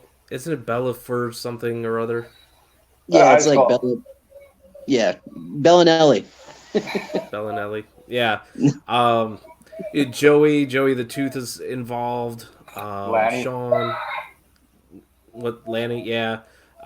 We got like an all-star cast here of just the guys that are in our network to get involved with this. The nice thing about it is it's a different medium. So we can kind of shed like our website affiliations and just kind of work on a project together, which has been really cool to see that like come together and happen. Well, the only way, like especially when we talk about IDP, we know Superflex and we know all this other stuff kind of comes together and kind of blew out of there altogether. But IDP is still minor, I guess, as far as fantasy football is concerned. And the one thing I know with the IDP community, we're trying to grow it together. And that involves everyone. Like I look over some of the names that have come into the IDP guys in recent memory. There's some pretty big IDP minds that have come into the IDP guys in the last 6 months alone. So it's showing that there's a connection within the group of the IDP community to try and grow IDP into the mainstream, so to speak. Yeah, and having a publication like this definitely helps that a real look into the draft and what to do with your rookie drafts. And I'm excited for it. I'm excited for what this can bring, in the future when we really have like a full year to put forward. Speaking of which, there is a subscription where you can get all the access to both websites and both magazines as a combo pack, and you can that's a yearly fee, so that you can just always have the magazine whenever we're putting it out, and always have access to to both websites. So, Johnny, you got any other questions to throw at Dingus about this? Yeah, well, I got one just in general. So, what's this? So, like, I guess quality, but I mean layout wise also. What's this magazine gonna look like when it comes in the mail? Is this like a like something you'd get at the magazine rack, like those fantasy football magazines? Like, is it gonna look like that? What's it gonna look like? Nate, you want to take this one, or? Yeah, I can feel this one a little bit. I'm doing the layout on this, and essentially, it's going to be jam-packed full of information. I mean, that's the big thing with this undertaking, is it's a lot of words, but I'm going to lay it out in a way that, it's easy to read, very manageable. I put in even tabs, so you'll be able to look at the side of the paper and see where the QBs are, where the wide receivers are, running backs, just based off little marks on the edge of the paper. And then you'll flip into it. Each, the name of the prospect will be very visible at the top. There's going to be very clear markings for the rating. So you get immediately an understanding of where we land on this guy. So if you're in your draft, you can quickly thumb through the pages, get the information you need right away. And then you can take the next step if you want further clarification and go into the strengths and weaknesses of the guy. You can look at the analysis, and everything is very clearly laid out so that in a pinch you can get the information you need for your draft. Nice. Coach, I got one more for you. Two more, actually. One, who the hell plays safety besides Jonathan Abram for the Raiders this year? You guys just signed Rondell, Carl Joseph, and you got Eric Harris, so that's a goddamn mess. And two, how do you think this year goes for the Raiders? I'm a homer, right? I'm a homer through and through, and I'm going to think the best things. But I'm not going to get my hopes up too high because they always find a way to crush me. Carl Joseph, he went over to Cleveland this year, so we lost him. Brought in Demarius Randall, who I think is a fantastic addition on a one-year contract there. Can play safety, can play corner, two positions that we were really struggling with. I really hope that with this safety class, they can address that maybe a little bit later. Like I said, with a Chen or a Duggar, I do think they're not going to be there at 80, so the Raiders are going to have to maybe trade that number 19 pick for a later first and maybe a second or something like that to try and acquire some assets there. Mike Mayock, when he gets into the draft, he likes to find his guys a little bit deeper, like the Max Crosby's and stuff. So yeah, it'll be interesting there. Yeah. I do think they're moving in the right way. Their linebacker, they brought in linebackers, Littleton and Kewok there. So, yeah, yep. Mm-hmm. So that'll be a big addition. So I don't know if that takes them out of the Queen and Murray talk right now, but maybe puts them more towards Akeem Davis Gauthier there later on. Maybe they can address that linebacker position there, so they don't have to invest a first round there.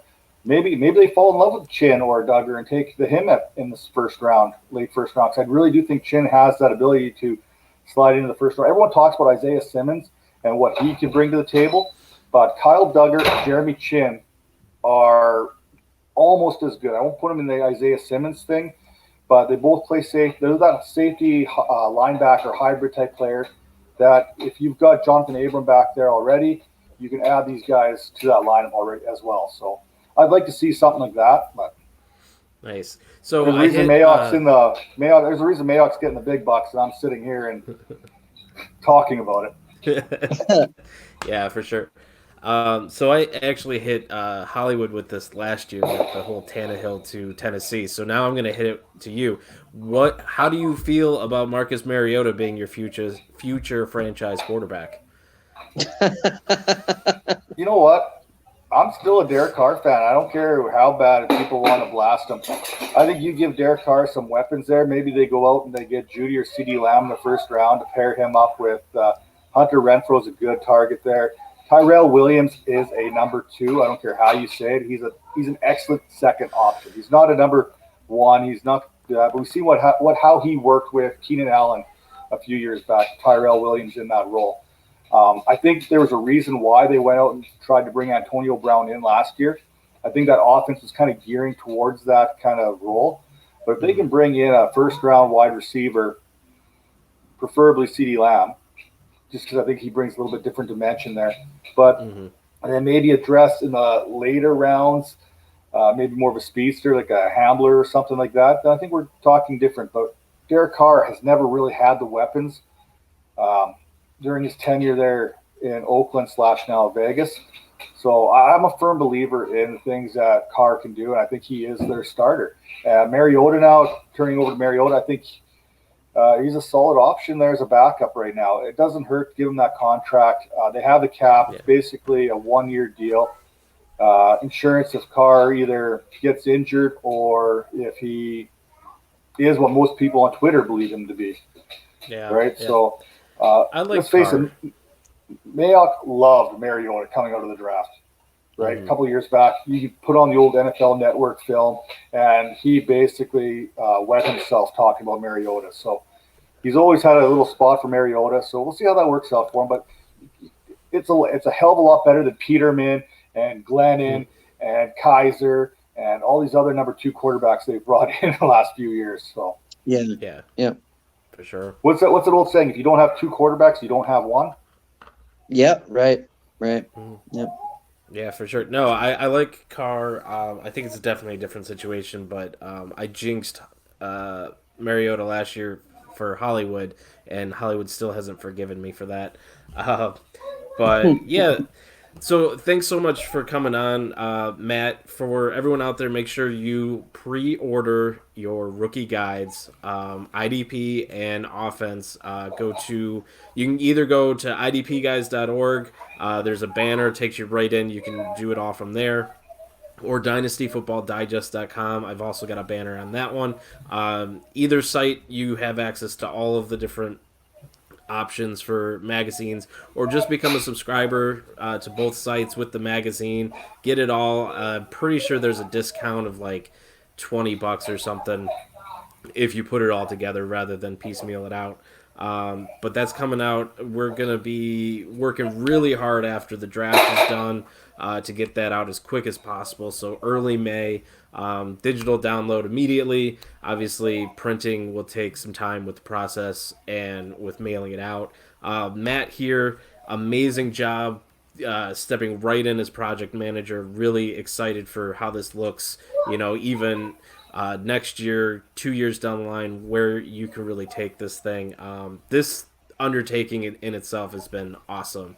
But for everyone out there, make sure you're following him on Twitter at Dingus4 and at Dynasty Vipers. They do some great work. Dingus is all over the network with all over the Twitter with the different shows he's on. So just great work all around. Thanks, Dingus, for coming on.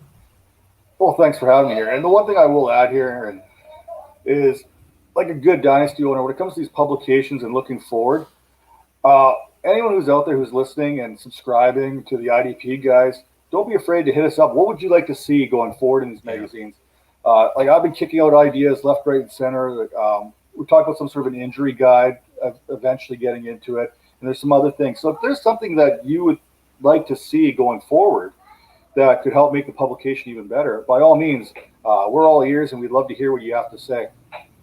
Yeah, we really want to do something for the Dynasty community, IDP and Dynasty, that will be long-lasting, be very valuable. Like, I've seen some of those guides out there, and you look at them, and it's just like, where do you get how do you read this? It's just all the same words, like, all over the page. We're really trying to make something that's a quick guide that you can, if you need to just glance at a prospect and understand where we are immediately, there's that. Or if you want to dig in even deeper, you can still keep reading. So we're trying to make it user friendly for sure, because there's some out there that really aren't. And the best part is when you read some of these profiles, you got to understand, I'm a film guy through and through, but I know that's not the only way to evaluate talent. So I've actually started dipping my own toes into the analytic community, believe it or not. I'm actually starting to try and understand these numbers so that I can combine the film with the numbers to give the best picture possible. Yeah, for sure. Again, thanks for coming on, Matt. Looking forward to, getting this magazine out to the subscribers. All right. Sounds good. I look forward to this. I can't wait to see the final product when it comes out and starts rolling out there. Yeah. Thanks, Coach.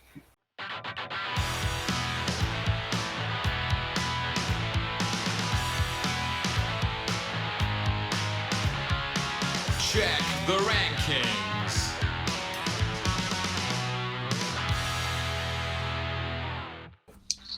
All right, so let's talk way too early top fives at each position. We'll go through. Everyone here has ranked top five offense and defense. Do we want to start offense, or do we want to just go on to defense and then whatever time is left over, throw on offense? I think we can just cruise through offense quick. I don't think that any of these are really going to be hot takes. I might have like one hot take at tight end. Yep. That's about it. So Yeah. Yeah. So my QBs, I got Mahomes, Lamar Jackson, pretty clear cut top two. Then Watson and Murray at 3 and 4, really high upside there. And then I have Stafford at 5. I know a lot of people have Prescott there, but I don't think I didn't even have Prescott, Stafford in this. Like, Right. I don't think Prescott has potential to be like 5,000 yard, 40 touchdown player. I think Stafford does. So I'm going purely on upside here. And while I think there's a good chance Prescott outperforms him, like Stafford's floor is like QB 10 and like his ceiling is QB 3. So I don't know. I'm good with Stafford at 5. I've gotten him in almost every startup draft we've done so far, with the exception of Joey taking him in 1 after we discussed Stafford on the Dynasty Football Digest podcast. Nice. And he took him like 3 rounds earlier than he had gone in any of the drafts. It's like, you fucker. You motherfucker. So I'm looking at this more like a dynasty startup, and that's why I've got the exact same thing as Sean. Mahomes, Lamar, Deshaun, Kyler. Then I got Dak at 5 because he's younger and his back's not broken. And, the thing that I've noticed about these 5 guys is they're all quote-unquote running quarterbacks or have the ability to run. Like, that's part of their floor is you're going to get some rushing touchdowns, you're going to get some rushing yards.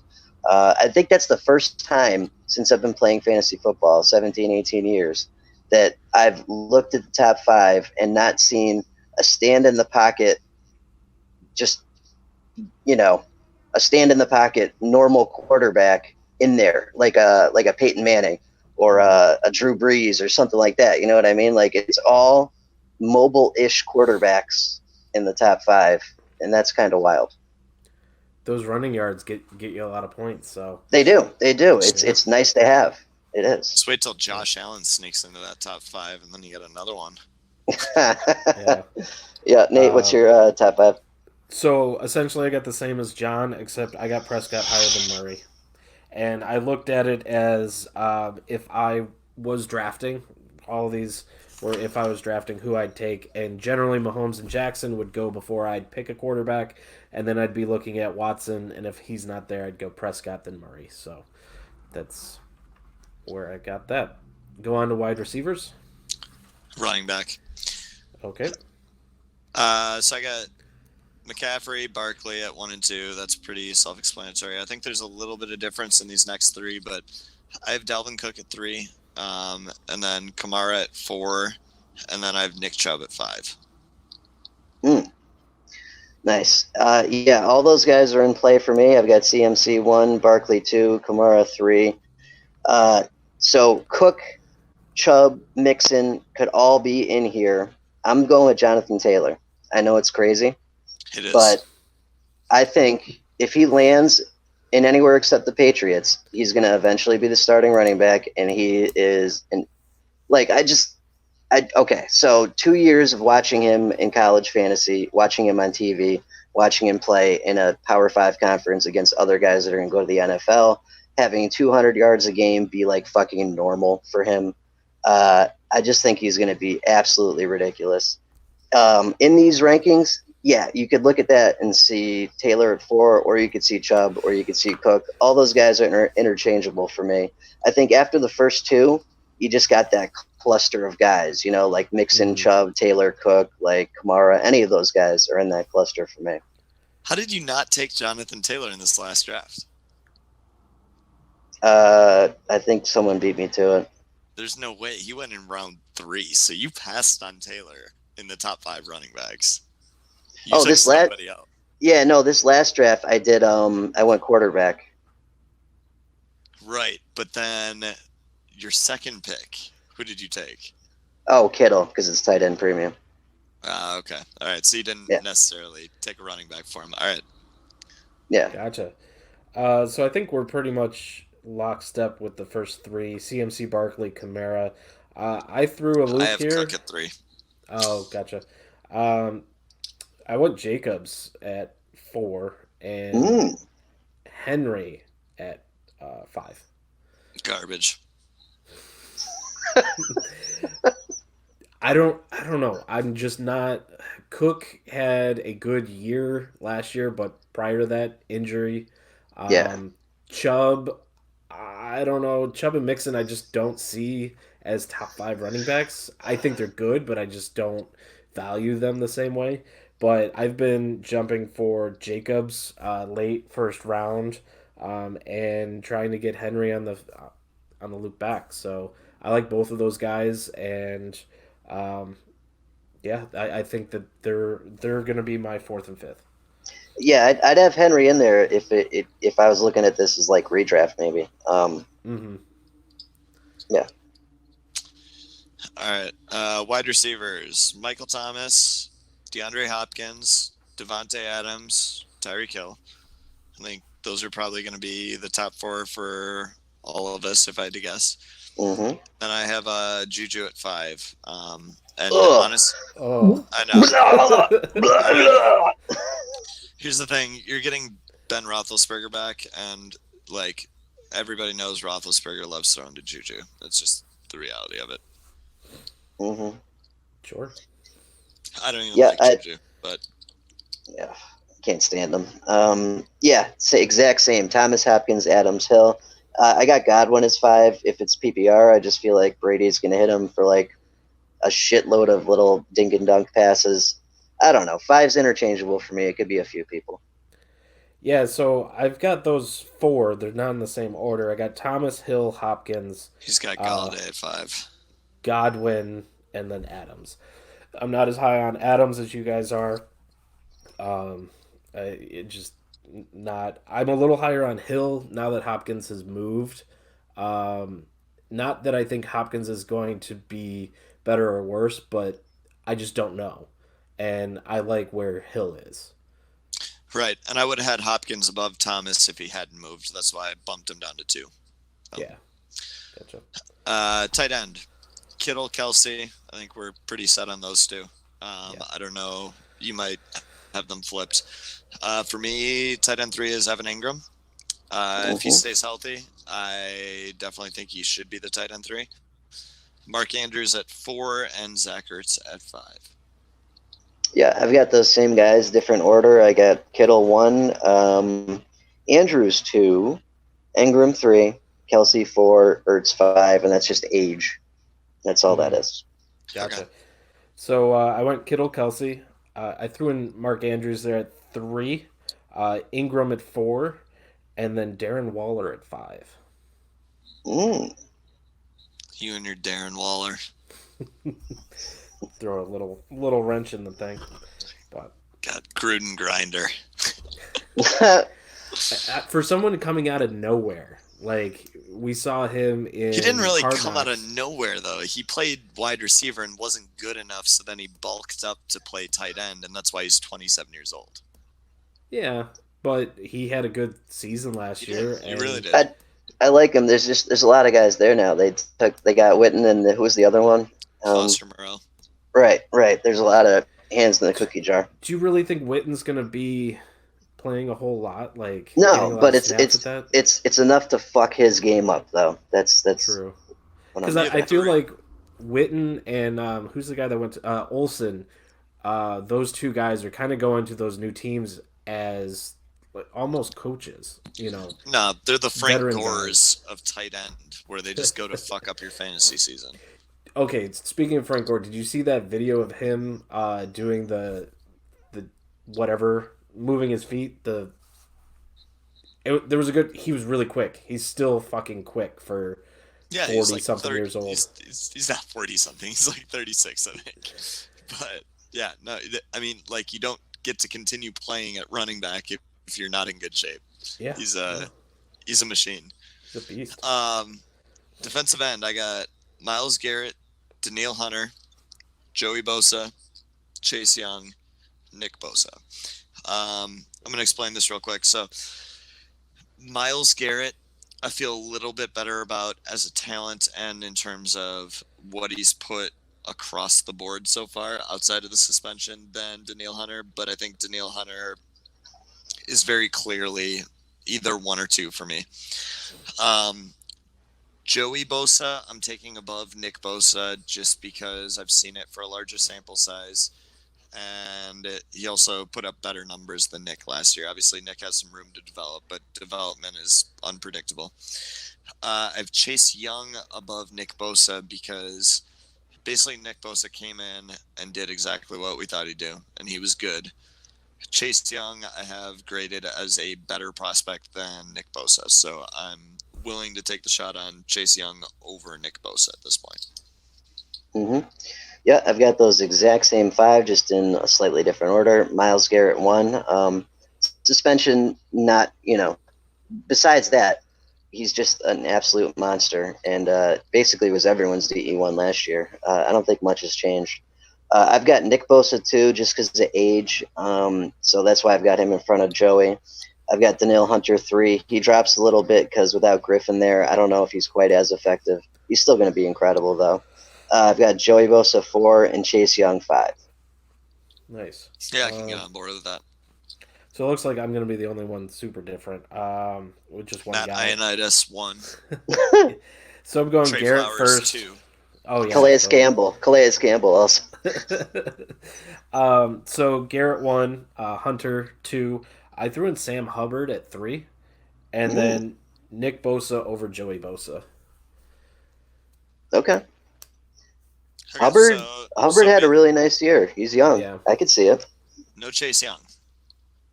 I didn't do rookies. Okay. Because we don't know where they landed. I don't think it really matters for edges. Yeah. If Chase Young is drawing breath, he's going to be incredible. Like, for me, I don't think there's a situation in the NFL where Chase Young goes to where he's not successful. Yeah.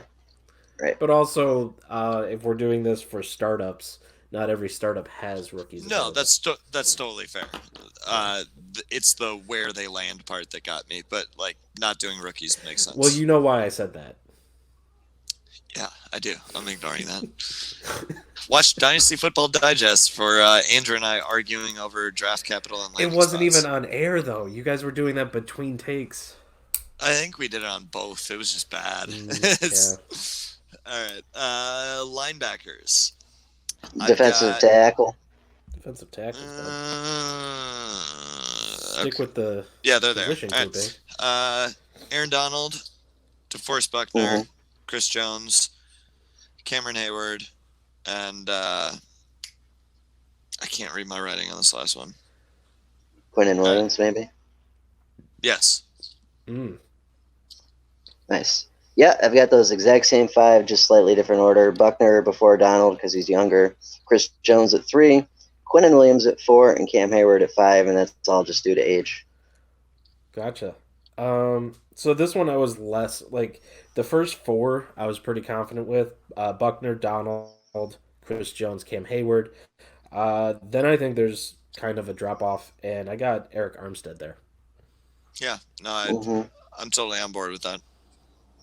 Yeah, Ed Oliver production could be there upside. too. Right. Yep. Right. Okay, now linebacker. Sure. We could. All right. Darius Leonard, Bobby Wagner, Corey Littleton, Jalen Smith, Demario Davis. I think I'm a little off you guys on this one. Yeah, well, these are all going to be different. There's a million linebackers. So. Right. And linebacker, as Tom K would say, is a flat position. You know, the difference is not much between linebacker 1 and linebacker 5 and linebacker 5 and linebacker 10. You know, which is why you don't draft linebackers. Exactly. Yes, that's part of it. I've got Leonard 1. I've got Roquan 2. Littleton 3, Tremaine Edmonds 4, and Deion Jones 5. And that's all age, basically. Wagner, if age wasn't a factor, yeah, Wagner would be up there. Some other guys would be up there. I'm just looking at dynasty startups, basically, for this. Yeah, and I guess for me, like, age doesn't matter as much for me for linebackers because I think you can ride Wagner for 2-3 years, right? Mm-hmm. And in those 2-3 years, you take shots at linebackers from rounds 3 to 5. You just take enough of them, and you're going to replace them. You know, you're going to find quality starters in rounds 3 to 5 of rookie drafts. Yep. Nate. So I've got Leonard and Littleton, Roquan Smith, Tremaine Edmonds, Deion Jones. Nice. Safety? Yeah. Outside linebacker? Sure. Sure. So I have TJ Watt, Chandler Jones, Zadarius Smith, Ooh, Khalil Mack, and Shaquille Barrett. interesting. Yeah, that's a little off you guys too, I think.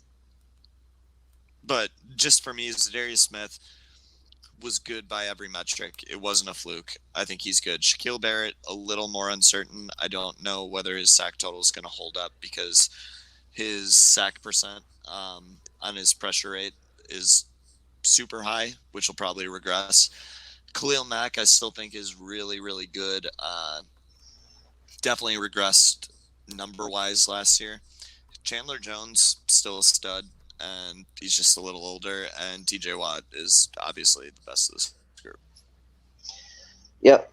For outside linebackers, unfortunately, I've got Shaq Barrett 1, TJ Watt 2. I guess that's interchangeable, though.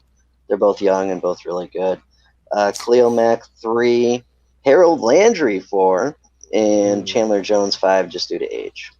Do like Harold Landry. Yeah. So I went TJ Watt, Shaq Barrett, Khalil Mack, and then Chandler Jones, and tossed in Bradley Chubb. Love the Bradley Chubb edition. Yeah. Honestly, I think if I could go back, I'd probably move Barrett out for Chubb. Ooh. I love that after all this, I'm the lowest on Barrett out of you guys. And I've got him at 1. That's funny. Yeah. All right, then safety. Yep. I think our top 3 are all going to be the same. Probably top 4, to be honest. But Derwin James, Jamal Adams, Budda Baker for top 3. Are we all in agreement there? Yep. Yeah. Different order, but yeah. What's your order? Baker, James, Adams. Yeah, Baker 1. Okay. The next 2, I have Landon Collins and Minka Fitzpatrick. And I will qualify the Minka listing here. Big play scoring. Minka. What's going on? I'm so glad we have video so you can finally see John's face and the reactions. I didn't even see that. Anyway, no, big play scoring. I'm very into Minka Fitzpatrick. Yeah, he's just a rich person's Eddie Jackson. I'm good. No, I hear you, though. A very rich person's Eddie Jackson. Like, I don't know. He plays up and around in the box. He just got acclimated to the new system last year. He makes plays.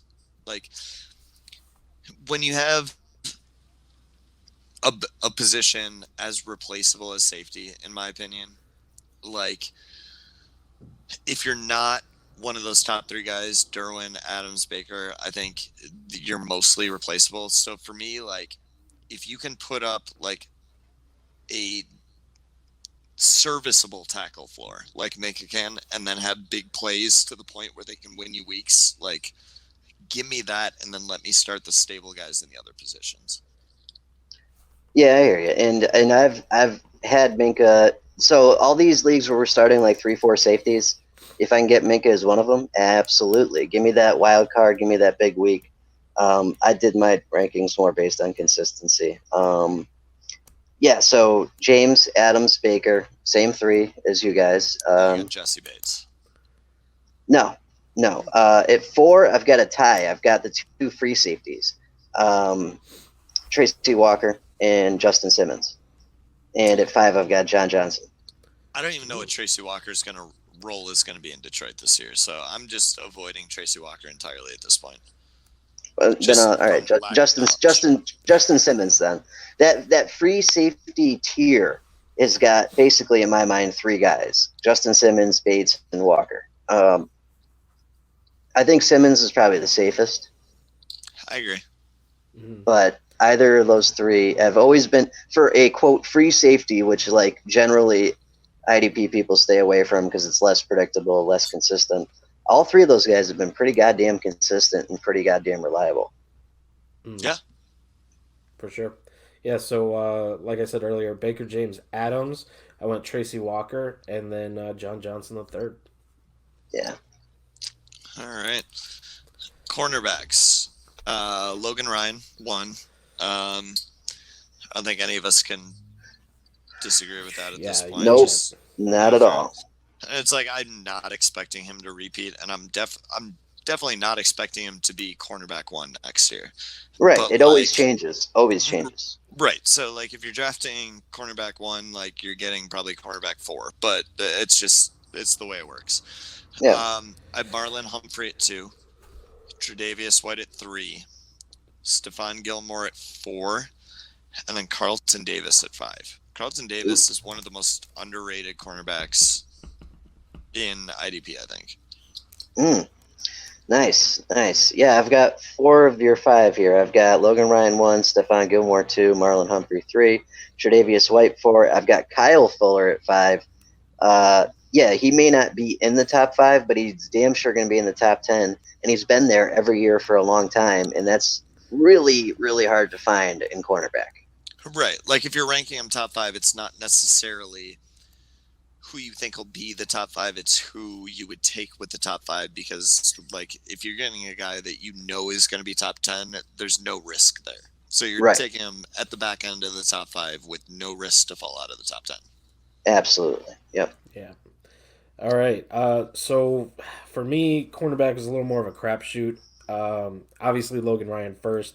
I went Jair Alexander second, with Kyle Fuller, Marlon Humphrey, and Darius Slay at 5. Ooh. I'm curious what he's going to do in Philly. Yeah, do you want to try and get Oruwariye into that top 5 too? What? Lions homer pick. I'm just saying, 3rd string. But he's on the Eagles now. I know. Never mind. So yeah, I think that's all our rankings. There it is. Yep.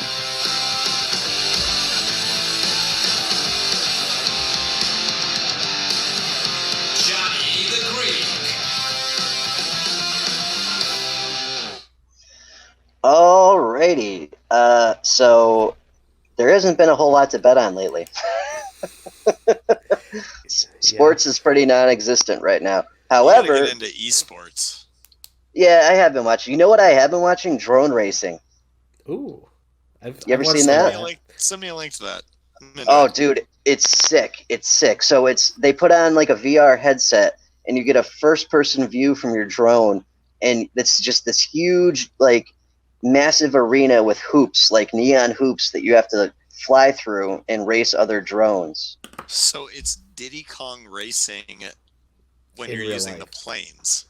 Right, and it's first person, so like it's wild. It's wild. It's good shit. But yeah. Yeah, yeah. You know where it's on Twitter a lot. Like you know the promoted shit on Twitter. I just block all those accounts. I have Yeah, like but 700 blocked accounts, and they're all ads. right, but that's where I see it most of the time. Is I'll just be scrolling and it's like a live drone racing. I'm like, ooh, cool. But yeah, there isn't shit on for sports right now. But Bovada did release their futures picks for next year for all NFL props. So we'll get some mileage out of that. That's for sure. I sent Sean this one when I saw it the other day because I thought it was funny. So 2020, 2021 AP NFL Defensive Rookie of the Year. Overall favorite is Chase Young at plus 300. $100 will win you $300. Isaiah Simmons is next. $100 will win you $600. After that, it's AJ Epinesa, whoever the fuck that is. Epinesa. Whatever. Patrick Queen and Kenneth Murray. All at varying levels of not going to happen. So what I would do here is just put 100 on Young, put 100 on Simmons, and there you go. Like the odds are pretty goddamn good. There you go. 200 on Simmons, 100 on Young. Put 0 on Young, put it all on Simmons. You really think it'll just be Simmons? Young doesn't have a chance. What if he gets 10, 12 sacks as a rookie? Thing. If he ends up under double digit, like Bosa had what, 8 sacks last year? What did Bosa end at? Nick Bosa. I thought it was 10 or 10 and a half. I'll look. Hang on. Continue. If he ends up under 10 sacks, and Simmons has the year he should have, like they're both flashy players, and if you're looking at sack numbers and he doesn't get them year one, which most of them don't. 9 sacks. I'm betting on Simmons here. All right, so here's the thing. He's plus 600. 100 will get you 600. Young is plus 300. 100 will get you 300. So you drop 200 total, and either way, you're still making a profit. Yeah, okay. You want to place that bet for me? Yeah, once I get the fucking check from the government, absolutely. I'll just send you money. So I think what we can all agree on though is it's not going to be Epinesa, Queen, or Murray, whoever that guy is. It very well could be Queen or Murray, but I would bet $5,000. I would bet $5,000. This is not Epinesa. I'd bet $10,000. It's not Epinesa. Damn. Yeah. Too bad it doesn't work that way. It's not like stocks where you can bet against it. Yeah, no, you can't short the Epinesa stock, unfortunately. Right. But yeah. So much Epinesa stock right now. Seriously. But yeah, we're going to get a lot of mileage out of this shit going forward. But anyway, that's what we got. Cool. All right. So with that's the end of our show. Follow us on Twitter at IDP Guys. Individually, I'm at Nate Cheat. John is at OrangeMan3142, and Sean is at Lanny1925. Subscribe to the show, iTunes, Stitcher, Google Play. You can go to the website. The sidebar on the right has links to all of those, plus an RSS feed. If you want to watch the show, we are on YouTube, Writer Digest Network, REITER. You can find a bunch of shows on there. We've got the Dynasty Football Digest that Sean is a host for. We'll have this one. We've got a bunch of shows coming in the works as well. So go subscribe to that YouTube channel and watch the show. We're going to try and do this every episode with hopefully better, once the quarantine is done, better production. But also become a subscriber to our websites, IDP Guys and DynastyFootballDigest.com. We have a ton of data, ADP rankings from a bunch of guys. We've got a trade calculator on the IDP Guys magazine. Sean, yep, getting there. Sean is working on the case study for this, the startups he's been doing in quarantine. Also, we are undergoing a huge project of putting out 2 rookie magazines, and you can get both magazines plus subscriptions to both sites if you subscribe on the websites. Very good value there. We had an interview with Dingus talking all through the the magazines earlier. So definitely check it out. It's going to be huge, and we'll have a link in the description. Finally, if you're looking for a fantasy football shirt, go to myfantasyfootballshirt.com. And if you're looking for some custom graphics for your podcast or your home league, as far as like a league shirt or a podcast shirt, we do a lot partnering with different sites and putting that out. With that, thanks for joining us. This was our Easter quarantine episode. And Johnny, hit us with the outtake. Yeah, crammed Tom Brady's poop up my ass.